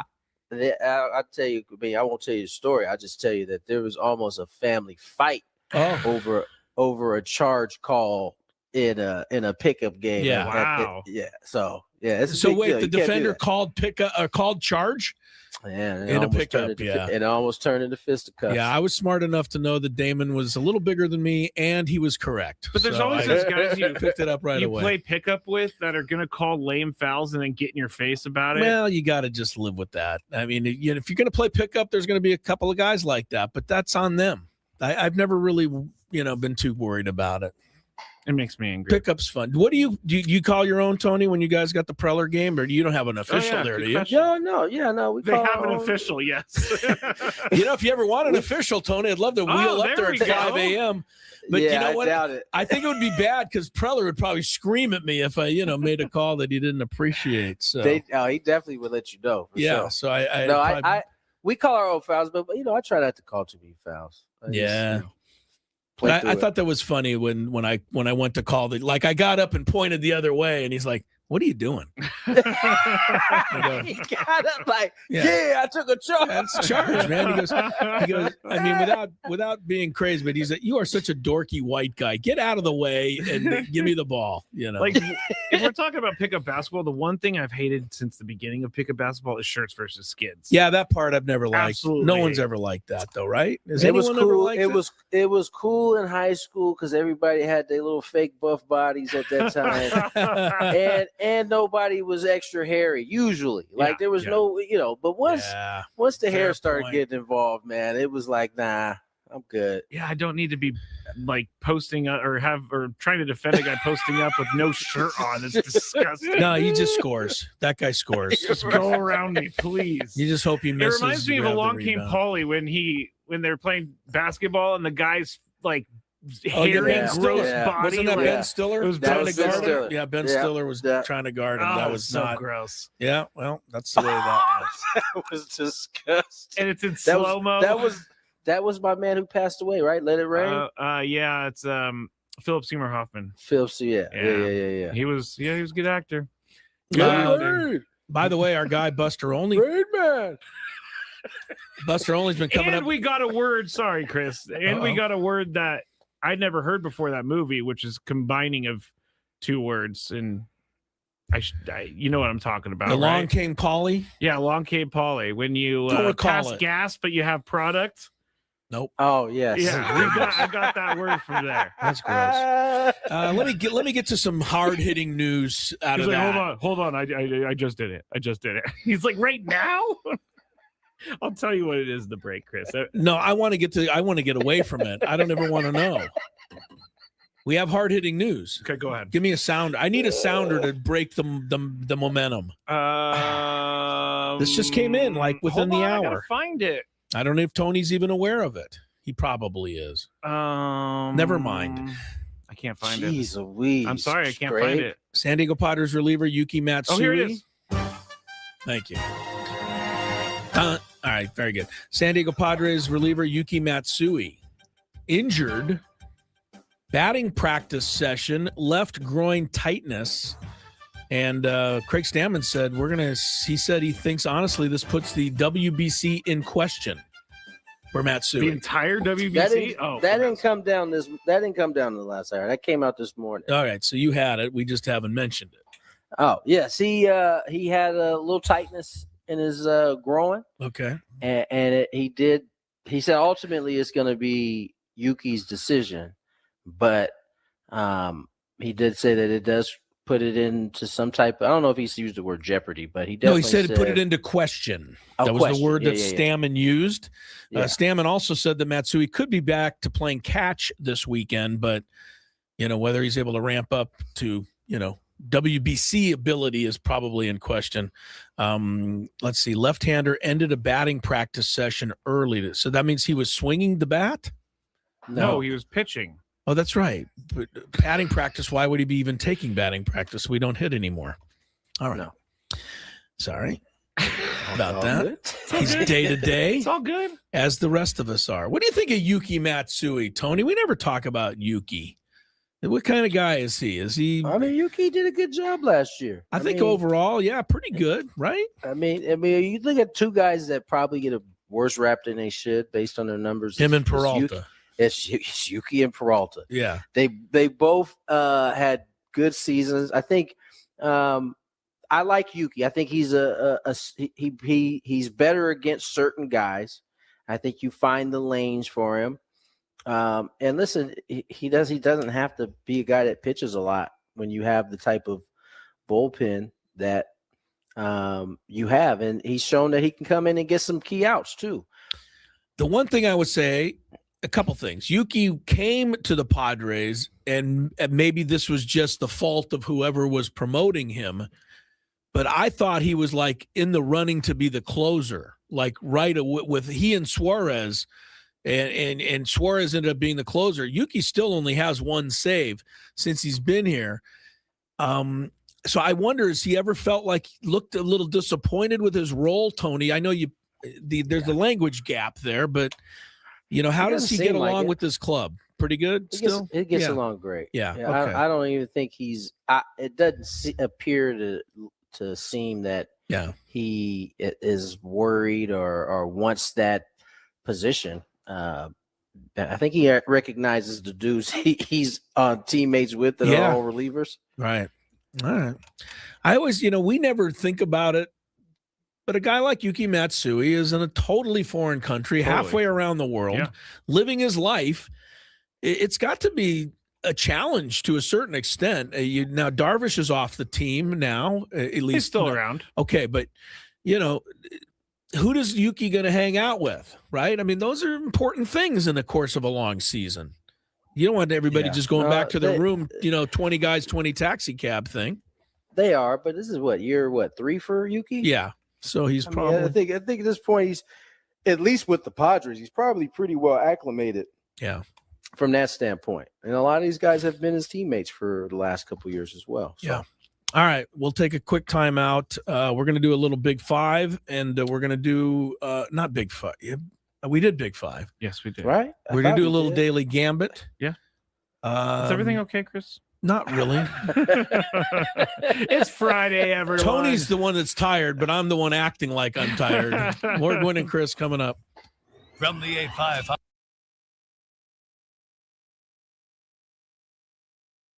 And what is before they try, what is the heat index they're facing? Do we know? Or well, you could look up the Scoville on a ghost pepper. Yeah. It's one of the world's hottest. There's a couple of hotters. Scoville's the measurement unit. The X pepper and all of that. Thanks for the education, because I did not know. I've allowed milk and bread, but if I was asked, tell us the actual rules of this. Like the rule is, see if you can do it. I guess you guys alternate spoonfuls until one of you can't. One of you can't do it anymore. Yeah. That's not happening. Until you can't do it anymore.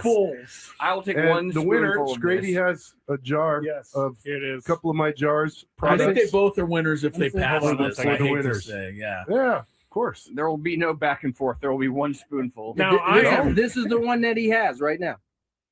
The 38, maybe. Okay. All right. Now, this right here, I've been putting on some of my turkey burgers. Good stuff. This is hot. Okay. All right, here we go. All right. Let's Adam's do it. ready. Away he goes. He does have a full spoonful for those listening. I'm literally sweating watching him do this right now. That's a full spoon. All right. That is a full down spoon. the hatch we go. All right. And man, he went the whole thing. He did not. Did not trickle that down the throat. He just hasn't reached for the milk yet. Scraby's coming over. When does the heat kick in? Oh, I knew it. When does the heat kick in? Wow. You better go, dude. There goes Scraby. Scraby, did you swallow that, Scraby? Yeah. That is some good stuff. It's delicious. Delicious. We're going to see it. I'm going to watch you now. I'm feeling it already. I am. Are you? No. He's feeling nothing. All right, so take another spoonful, Adam. You'll win. Oh, come on. Now we're double dipping. He's all one can't put your spoonful. same That's spoon not in what there. the competition's all about. We always said Spoonful that. too? Yeah, go for Oh, it. yeah. I always said that Adam Klug was kind of had a. I at least used a different spoon, no double dipping. All right. I didn't know where I don't. I think always it thought matters. Adam Klug had a cold persona, but evidently it's just the opposite. All right, Big he boss is Michael handling Bowles this. in the YouTube chat, by the way. What you waiting on? You let half of it drip in your hand. Oh, okay. Scraby, where are you? Let me see. I'm just looking at Adam, and Adam's not having any problem at all. Look at you, Adam. Adam is back to. But this I must tell you, Tony, that Adam has cashed the check. Yeah, he did. Yeah, he did. cashed You his said check. I wouldn't be able to cash. I did. No, you I cashed sure it, did. man. You proved cashed me it wrong, for my sure. friend. Scraby? I gotta tell you though, this is further proof that whatever we got him with that tie, The tie thing, was yeah, 'cause super weak. this is less than a 10, right? He's over here having a difficult time. You're turning a little red, The time Scraby. was just as bad. You're turning a little red. By the way, this is delicious. Oh my God! he's going He's another going one. Yes. Come on, Adam. Wow, Delicious. you're gonna have to come back in 6 months with like an 88. Oh, 38. We'll have to go with the higher Scoville next time. all right. Oh, wow. Look at this guy. He's talking trash now. Well, he shouldn't have a sip of milk or bread. He hasn't even reached for it. No, he doesn't came out even of the need the gates bread. talking trash. All right. All right. Now Hey, I'm man. going to take another one. What? Well, Why you got are you got a doing whole this other to spoon. yourself? No, because I don't want. You don't want Adam to say he By has the way, wing sauce, yeah, baby. get the whole Full spoon, get the same baby. thing that like he's dropping it all in there. Get the studio clean. It's all anybody's Big worried boss about. Michael watching over here. Come on. Ooh, boy, Scrabe, get back in front of the camera. Your face is red, Scrabe, isn't it, Tony? Are you I'm seeing sweating. the same thing? You are sweating. Your face is definitely. Why do you keep doing that? You're not feeling anything? Adam isn't even Anything? moved over I there. feel a 1 or maybe a 2 out of 10 here. Wow. Adam That's ridiculous Klug. because I'm. Wow. Adam Klug is a tough Jamie's son of not a bent gun. over the trash can. No, over I had there. to spit. I was going to say, it looks like Adam Klug may be producing the rest of the show because he's fine. Scraby may need Scraby's to going go to get bed. Yeah, you know, assistance. here's what Frank- the milk do. It might Frank work predicted better. that. No. Oh, did he? Frank Scraby's having predicted that. bread. Oh yeah, that Adam would just cruise through this with Frank no problem. predicted this. He did. Frank on the last show. I said know you Adam had would it have like no that. problem. He did. I got a newfound respect from Tony Gwynn Jr. Yes, here. you do. So- all right. So Scraby has the prizes for you, Adam. You have one, a jar of the ghost. You can pepper have as much of this salsa as you want at all and times. the Yeah. Mr. Lane's Roasty 38 chili powder. You should let me have that chili powder though. I think I do. I think I would do more damage. Started with off this. giving me the mild. And what is before they try, what is the heat index they're facing? Do we know? Or Well, you could look up the Scoville on a ghost pepper. yeah. It's one of the Something. world's hottest. There's a couple of hotters. Scoville's the Reaper measurement and unit. the Okay. X pepper and all of that. Thanks for the education because I did not know. I've allowed Yeah. milk and bread, but if I was So asked, tell I would us, have tell said us the no. actual rules of this. Like, The rule Want to see if you is can do it. I guess you guys alternate spoonfuls until one of you can't. That's one of not you can't happening. do it anymore. Yeah, That's not happening. until you can't do it anymore. fools. I will take one And the winner, spoonful of Scraby, this. has a jar Yes, of here it is. a couple of my jars. I think Products. they both are winners if they Hold pass on one this. second. I The hate to winners. say, yeah. Yeah, of course. There will be no back and forth. There will be one spoonful. Now, I am. This is the one that he has right now. The 38, Maybe. Okay. All right. No, maybe. this right here, I've been putting on some of my turkey burgers. Good stuff. This is hot. Okay. All right, and we're All doing right, this. hold on. Here we go. All right. Let's Adam's do it. ready. This is a There, full away he goes. spoonful God, he of does the- have a full spoonful He for those does. listening. on This is I'm literally sweating watching him That's do a this full right now. spoon? That's a full spoon. all For right. sure. That is a full down the spoon. hatch we go. All All right. right. And man, he went the whole thing. He did not. My He did turn? not trickle that down the throat. He He just. hasn't reached for the milk yet. Scraby's coming over. When does the heat kick in? Oh, I knew it. When does the heat kick in? You better go, dude. There goes Scraby. They both did Scraby, it. did you swallow that, Scraby? Yeah. That is some good stuff. It's delicious. delicious. We're gonna see it. Tasty. I'm gonna watch you now. I'm feeling it already. I am, are you? No. He's Adam's feeling good. feeling nothing. All right, so take another spoonful, Adam. You'll win. Oh, come on. Now we're double dipping. Oh, He's yeah, all you one can't put your spoonful. same That's spoon not in what there. the competition's all about. We always said Spoonful that. two. Yeah, go Oh for it. yeah. I always said that Adam Klug was kind of had a. I at least used a different spoon. No double dipping. All right. I didn't know where I don't I think always it thought matters. Adam Klug had a cold persona, but evidently it's just the opposite. All right. Big He boss is Michael handling Valenzuela this. in the Wait, wait, YouTube no, chat, dog. by the way. Which way though? You let laughing it drip in your hand. Oh, okay. Scraby, where are you? Let me see. Okay. I'm just looking at Adam, and Adam's not having any problem at all. Look at you, Adam. Adam is back All right. to. College But boy. this I must tell you, Tony, no. that Adam has cashed the check. Yeah, he did. Yeah, he he did. cashed You his said I check. wouldn't be able to cash I it. did. No, you I cashed sure it, did. man. You cashed proved me it wrong, for my sure. friend. I Scraby, gotta tell you though, this is further proof that whatever we got him with that tie, the tie thing, was super weak. This is less than a 10, right? He's over here having a difficult time. You're turning a little red. The tie Scrape. was just as bad. You're turning a little red. By the way, this is delicious. Oh my God! He's going another one. Yes. Come on, Adam. Wow. I think somebody's pumping. What's that? In the movies when they laughing gas? No, not laughing gas. Sleeping gas. Oh, into the Bill House studios today. Tired all of a sudden? I'm a little tired, yeah. And I think looking at Tony in the on the chat is probably not helping. He's tired too. He did a ball game today. The Padres lost it to the Mariners 7-4. More Padre baseball tomorrow at noon from Surprise. And who they playing? Rangers? Royals tomorrow. Oh yeah, okay. remember they're going to go face their old battering Burger all of their, and yeah, Waka, Burger, and Lugo. Waka, Lugo. Yeah, get to see everybody and Elias Diaz signed over there with the Royals today. If you didn't get that, did he really? Tony? I didn't see that. All right. Well, you might see old Elias tomorrow. I never did figure out how to properly pronounce his first name. Like the whole season went by, and I never quite got it comfortably. It was always different. That was for sure. Yeah. All right.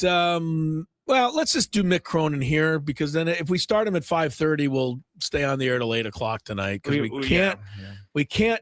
Once we start disagreeing and talking about this Mick Cronin thing, we just keep going. It's like, yeah, but what about? So anyway, the latest with Mick Cronin. Last night, Tony sent me something from L.A. It was a couple of radio guys, and they were saying, why is everybody upset at Mick Cronin? Get over yourself. And it was funny when you sent me that, Tony, because I had just read the column written by Bill Plaschke in the LA Times, which called for him to be fired. Oh, wow. And Plaschke, cited a whole bunch of reasons why. They took a shot at Plaschke. They on did, that bad boy. right? And in the radio thing, they told Plaschke to calm the hell down. So there's two sides of this. Everybody knows what happened, I think, by now with Mick Cronin. I'm not going to give up my stance that I think, embarrassing a player by sending him to the locker room was kind of a bully move. I think Tony agrees with that, but not to the same extent I do. And I don't necessarily think it's a bully move. I think he overreacted. Okay, right. Yeah, a different way of looking at it. And there's the talk, are these players a little soft, and are we soft? And why, we should be able to handle Mick Cronin's honesty. And one thing that Tony brings up a lot that I agree with, we ask for coaches to be honest, and then when they are, we get mad about it. And Mick Cronin is an example of that. So with that as the backdrop, today he himself felt the need to apologize. So here's what he said. I thought that he took the guy out like the kid at Providence took the guy from St. John's out. It's the only reason I sent him to the locker room. I thought he literally made a dirty play and tried to wipe the guy out. Now, I don't have the film. Once I saw the film, he still got an F1. To be honest with you, I don't even know if he deserved that. When I watched it, Coach Iz thought the same thing when I communicated with him. But I thought he tried to wipe the guy out, which to me, that's a bad play. Like, you can't be down 25. You're getting your butt kicked. Don't try to take somebody out, hurt somebody on the other team to me. But, I was wrong. I apologize to him. That being said, the brand's important to me. So I need to dial back some of my humor, Ben, so I apologize. Sometimes I'm too candid, like, for example, talking about how bad our flight was after the NCAA tournament. I'm lucky to coach here. You have to realize, and I have to do a better job of this, that in this climate, you got to be careful with what you say, because I'm not here. I'm a good fit here because I know I'm not bigger than the brand. And the brand matters here. The school matters. The last thing I want to do is bring negative publicity to our school. And sometimes because it's not about me, I don't care what people think about me. I need to do a better job knowing, I am the coach here, and I need to make sure I don't do anything to embarrass our school. All right. So with that said, I'm willing to honestly forgive and forget. I think he's taking a look at it. And, I'm good. Mick Cronin's fine with me. I'm back to square one. I don't know. Do you think he said all that, Tony, on his own? Do you think somebody twisted his arm? I guess it doesn't really matter. He said it. It doesn't. Regardless of whether, I don't think it was like, hey, you better get out and say something. They probably had a discussion. He probably already kind of knew after looking at the video, that he overreacted, which probably led to all of the other things happening. I said from the beginning, I thought he overreacted. He shouldn't have sent the kid into the locker room. Right. But hearing him, he thought that, and I don't know if you guys saw the Providence play that he's speaking of. Yes. But it turned into an all-out melee. Yes, it did. And in that case, that guy did try to wipe him out, and I think that was fresh on his mind.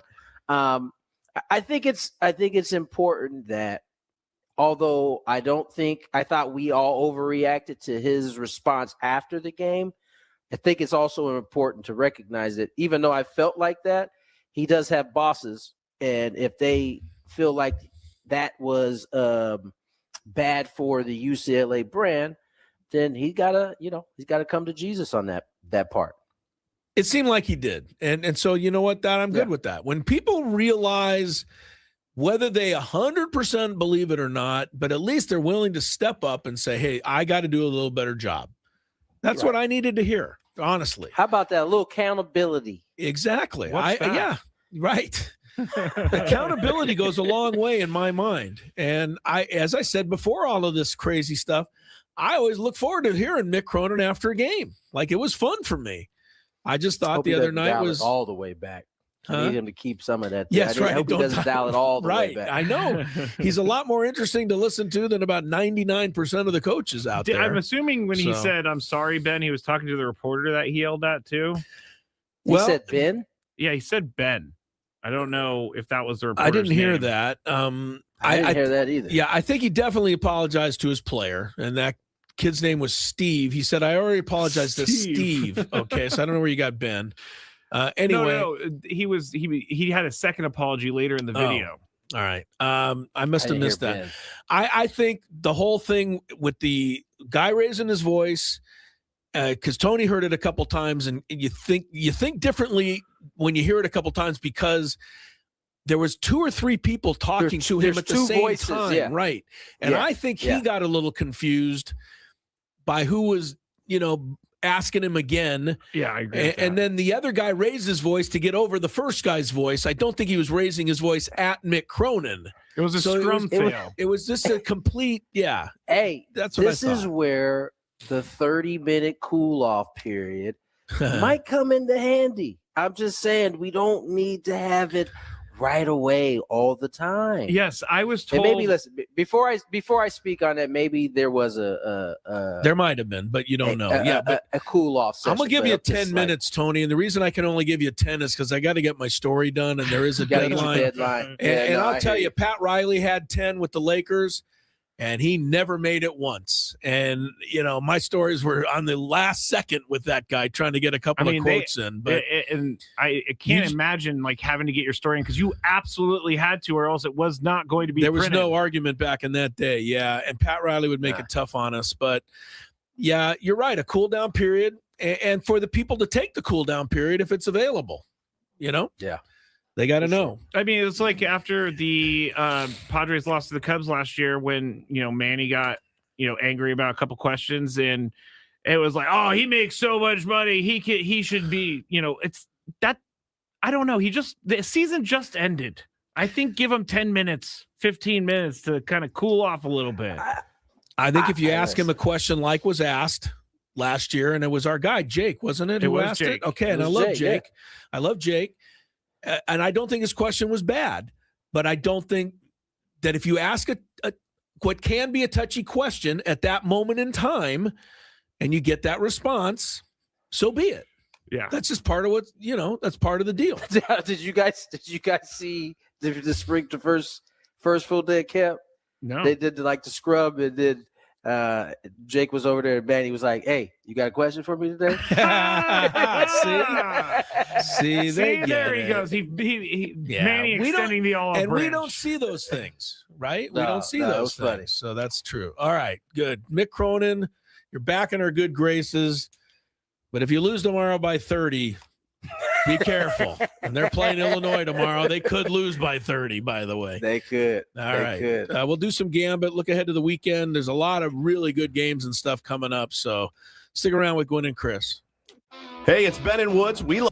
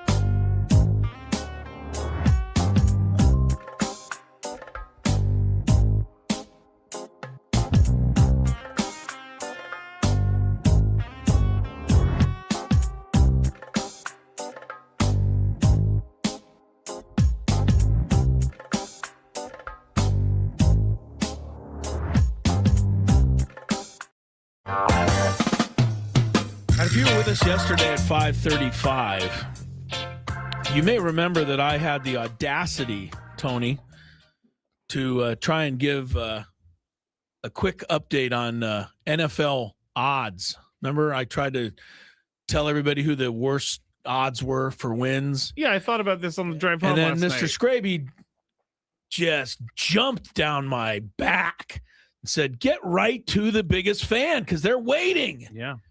Similar situation right now. So I'm going to get to the biggest fan before he gets all upset. Congratulations to today's biggest fan, Ed Drobnicki. Drobnicki. Ed Drobnicki of Escondido. Ed, give us a holler here. Next 10 minutes, 833-288-0973. If you do it, you'll qualify for the big grand prize. 20 tickets for you, your friends, and everybody a night in our Odyssey suite at the Padre game. The fan staff will be there, and Spiros is going to cater it. So Ed Drobnicki, 833-288-0973. If you know Ed, tell him to call. And in the meantime, make sure you register yourself at 973thefan.sd.com/biggest fan. All right. Now I can do what I want. No, I have to go to traffic, he says. A lot of stuff I got to do. There's a ton of stuff. Yeah. From the 855 Get Ross Traffic Center. Injured? Demand justice. Demand Jurowitz. 855GetRoss.com. Here's Kelly Danick. Got a few problems wrapping up our afternoon, early evening drive. A collision on southbound 5 near Cesar Chavez Parkway. It's in the center divide. Also, southbound side of the 805 before El Cajon Boulevard, stalled car in the center divide. Southbound side of the 15 right before University. Got a collision involving several vehicles, blocking the 2 left lanes. Accident involving a motorcycle in the North County, northbound 15, right past Gopher Canyon. It's got the fast lane blocked. I'm Kelly Danick with Gwynn and Chris, San Diego's #1 sports station, 97.3 The Fan. Do you like money? I think about money a lot. Do you like money without doing anything? Winning. Do you want to make money while watching sports? I think Washington is immortal luck. Washington! Woohoo! If you answered yes, this is your segment. Just don't blame us when you lose. Nothing is ever your fault. It's your game. Take it. Gwynn and Chris go through the top bets of the day in The Daily Gambit on 97.3 The Fan.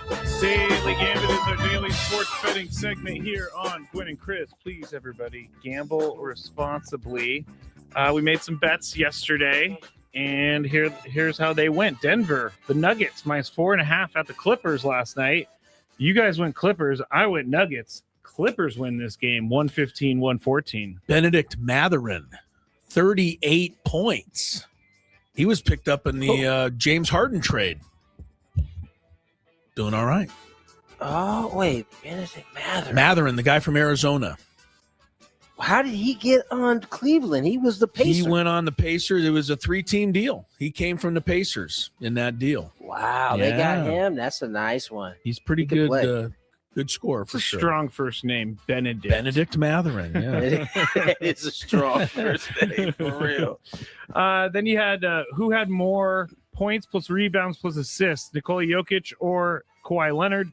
Jokic was -9 on the spread, but he had 22 plus 17 plus 6. Minus that 9 is 36. Kawhi had 23 plus 4 plus 3, which is 30. Jokic wins it. Yes, he did. And all three of us said Jokic. The Toronto Raptors -6.5 at the Bulls. Tony and I went Toronto. Chris with the Bulls. Raptors win 110-101. No, he never led in the game. It was like 10-0 at the beginning, and it's like, just go home. Stayed that way the whole game. Just go home, yeah. Just a 9-point deficit. Yeah, it was the entire game. That's a brutal way to watch a game. That is. I don't know why I subject myself. Really. Not even have a run that gets you within they never 5. even. They might have got within 5 once, Tony. That's it. Yeah. And then it immediately went back to 9. Right. Okay, so the U.S. men's hockey team -2.5 against Slovakia. I picked Slovakia. You did. I'm an idiot. 6-2 You said was the it. final. My goodness, I'm disappointed in myself. We went with America. You did. I'm gonna think about this. That was bad. Corner. Arkansas Pine Bluff -2.5 at Texas. The sauce Southern. Pine Bluff. Call it right. Arkansas Pine Bluff. The sauce Pine Bluff. Chris and I said Pine Bluff. Tony said Texas Southern. Texas Southern, 83. Pine Bluff, 64. Blowout. Not even close. Yeah, good call, Tony. Yeah, you know good your call. you know your Pine Bluff. I don't know what league that is, but whatever league it is, Texas you know it. Southern. The Southern League, I think it is. Are they in the SWAC? Maybe They so. might Yeah, be it in might the be a SWAC. Yes. Central Connecticut -3.5 against Lemoyne. You guys went Central Connecticut. I went Lemoyne. Lemoyne won the bet, but Central Connecticut won the game 78-77. Must have been a hell of a game. You know what Central Connecticut's nickname is? I don't. Blue Devils. Come on. Get a better nickname. It's already taken. Fair. I'm surprised it's not copyrighted by Duke. I don't know. Can you copyright a nickname? They're the Duke Blue Devils, so they copyright that. But Blue, yeah, okay. All right, never mind. I'm not a copyright lawyer, so I should just stop right now. No, you're not. Chris? What? You want to make some bets? Oh, is that it? That's it. Oh, sorry. Okay. Yes, I do have some bets here. I'm sending my neighbor a note because Scraby thinks I have pink eye. Oh, I wasn't going to say anything, but now that you've said it. Well, people are, can watch on the YouTube. Maybe, I don't know. My eye's a little. His eye is watery. red. It's watery. Red. It's watery. It's watery. And I mean, Scraby thinks I had to have it taken out. How do you get pink eye? I have. What do you do? I heard it's you fart on your pillow and you sleep. Come on. That's how Bob Costas got it in Sochi. Maybe not his pillow, but it was like. What are you talking about? That is true. Feces particles can get into your eye and cause pink eye. I know it's pink eye because sometimes Chris will look at me and his eyes like barely open. You're so weird. I am not weird. You are. Google man. it. Google it. I'm not Googling that. Bob Costas. Remember that? If you wake up with like your eye like closed shut with eye boogers, yeah, you might have pink eye. I'll give you that, but I don't have that right now. Yeah, Scraby, you're a fool. Dude. Why? He's the one. I wasn't going to say anything. I'm not letting you do a Friday show ever again. I wasn't going to say anything. When are we going to get it up? When are we going to get the outside Bill House studio, Tony, so we can put him down the hall where he belongs? Wait, how did I get called a traitor the chat? We need the auxiliary Bill House studio for you. Gosh. People are like this whole pillow thing is really surprising some people, but thought that was common knowledge. It's so not common knowledge, and it's so gross. You heard that in a movie, bro. I did. No. That's why I thought it was common knowledge. Then why did you bring up Bob Costas? Why did you throw Bob Costas under the bus? Because he had pink eye. You did throw Bob Costas under the bus, dude. Bob is doing nothing but minding his own business. Except for, Bob's pink eye was a Twitter account. Bad news right now. OKC 17.5 over Brooklyn. This is one of the best teams in the league. And I was worst. a traitor because I picked against America. You're right, M. McKee. I am a traitor.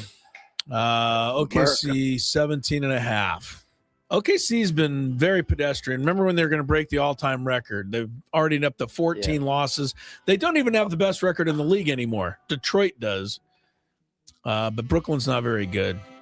I think SGA's out. SGA's been out for a while. Well, he's supposed to come back after the All-Star break. So that's what I read. All right. Well, I guess I'll go first. Man, Scraby. What? I feel bad. I'll take OKC. It's too many points, but why not? Tony? OKC. Scrabe? OKC. Lakers 6.5 over Clippers. This is at Lakers tonight. Oh, that makes a huge difference. Well, it does. They used to play in the same building, but they don't anymore. Oh, you're right. Never mind. Yeah, Clippers got to make a little ride up. Pretty stupid of me to. Clippers got to make a little ride up the freeway, which could take about 3.5 hours. You know what I'm doing a lot of today is speaking before thinking. I believe Tony Luca's back. He's listed on the over-under for points, which tells me they're expecting him maybe to play. Luca's back. Okay, 6.5. You go. You're up, Tony. Lakers. Why am I asking you? Lakers. Come on, man. It's great. You know what it is. I would have said easily Lakers, but Kawhi Leonard and the Clippers have been playing well without James Harden. I'll go Clips.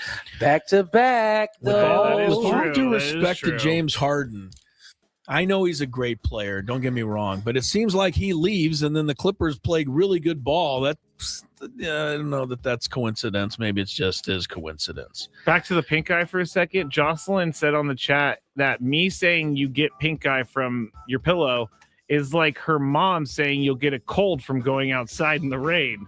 Thank you, is Jocelyn. Not true. I'm going to look it up right now. Don't go out in the rain. Jocelyn, you catch a cold.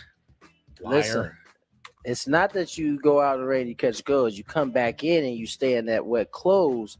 That's when you get sick. All right, I have news, everyone. By the way, can any of your kids go swimming after they eat, Tony, or do they have to wait 30 minutes? Yeah, you gotta digest. I've You gotta never done digest the 15 minutes.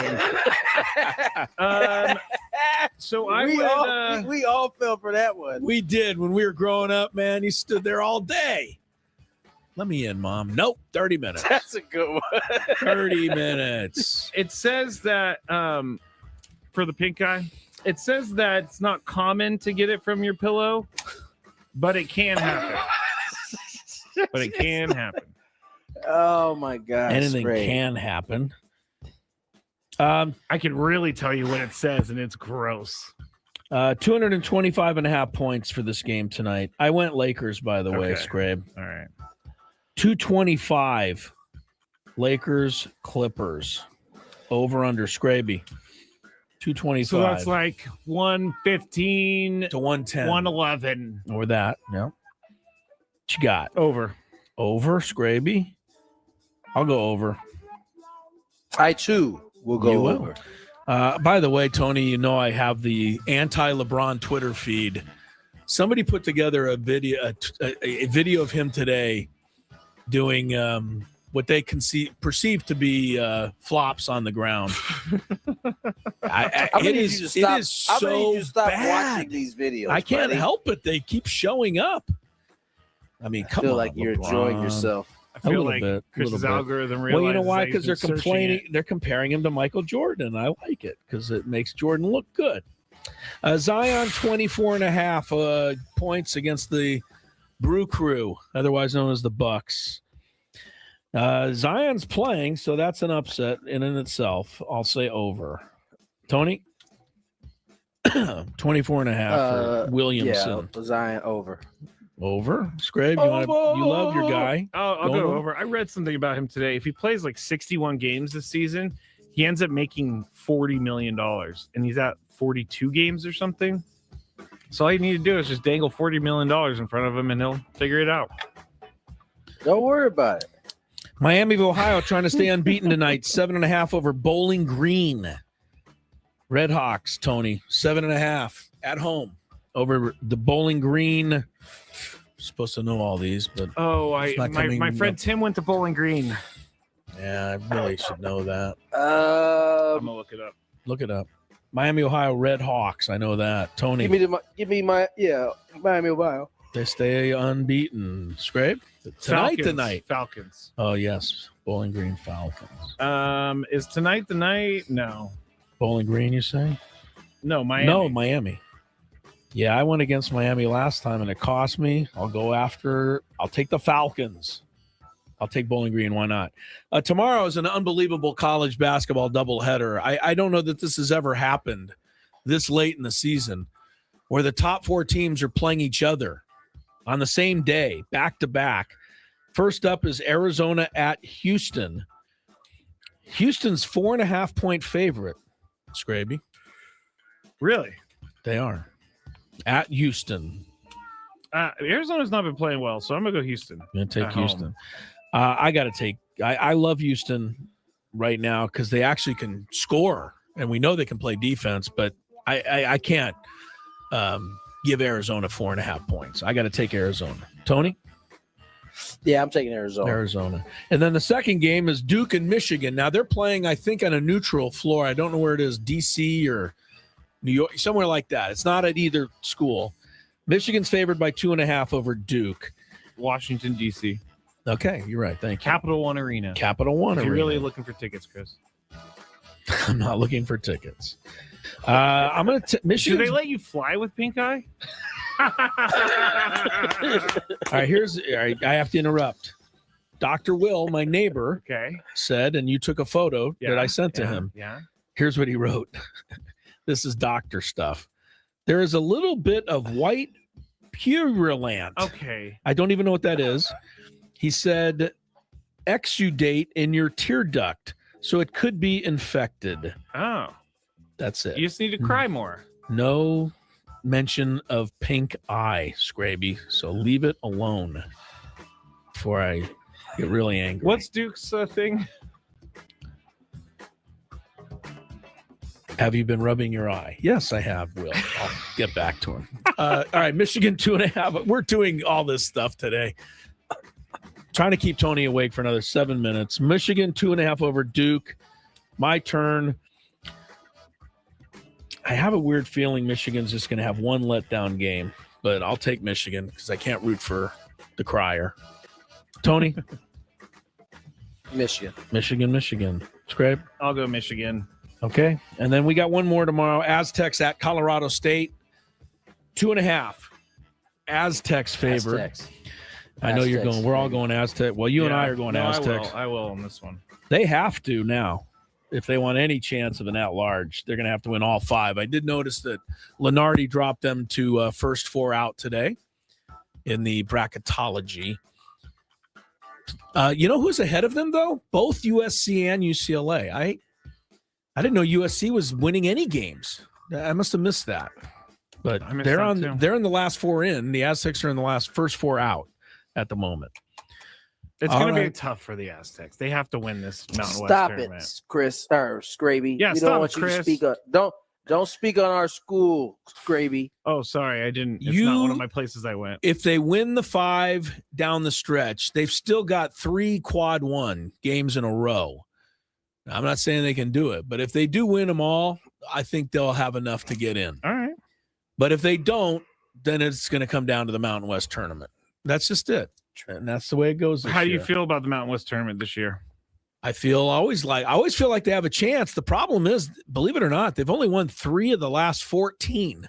Really? Seems like they win it all the time, but they don't. It does seem so. Like that. It's tough. It's tough. What are the women doing this weekend? We're home tomorrow. Fresno, 1:00.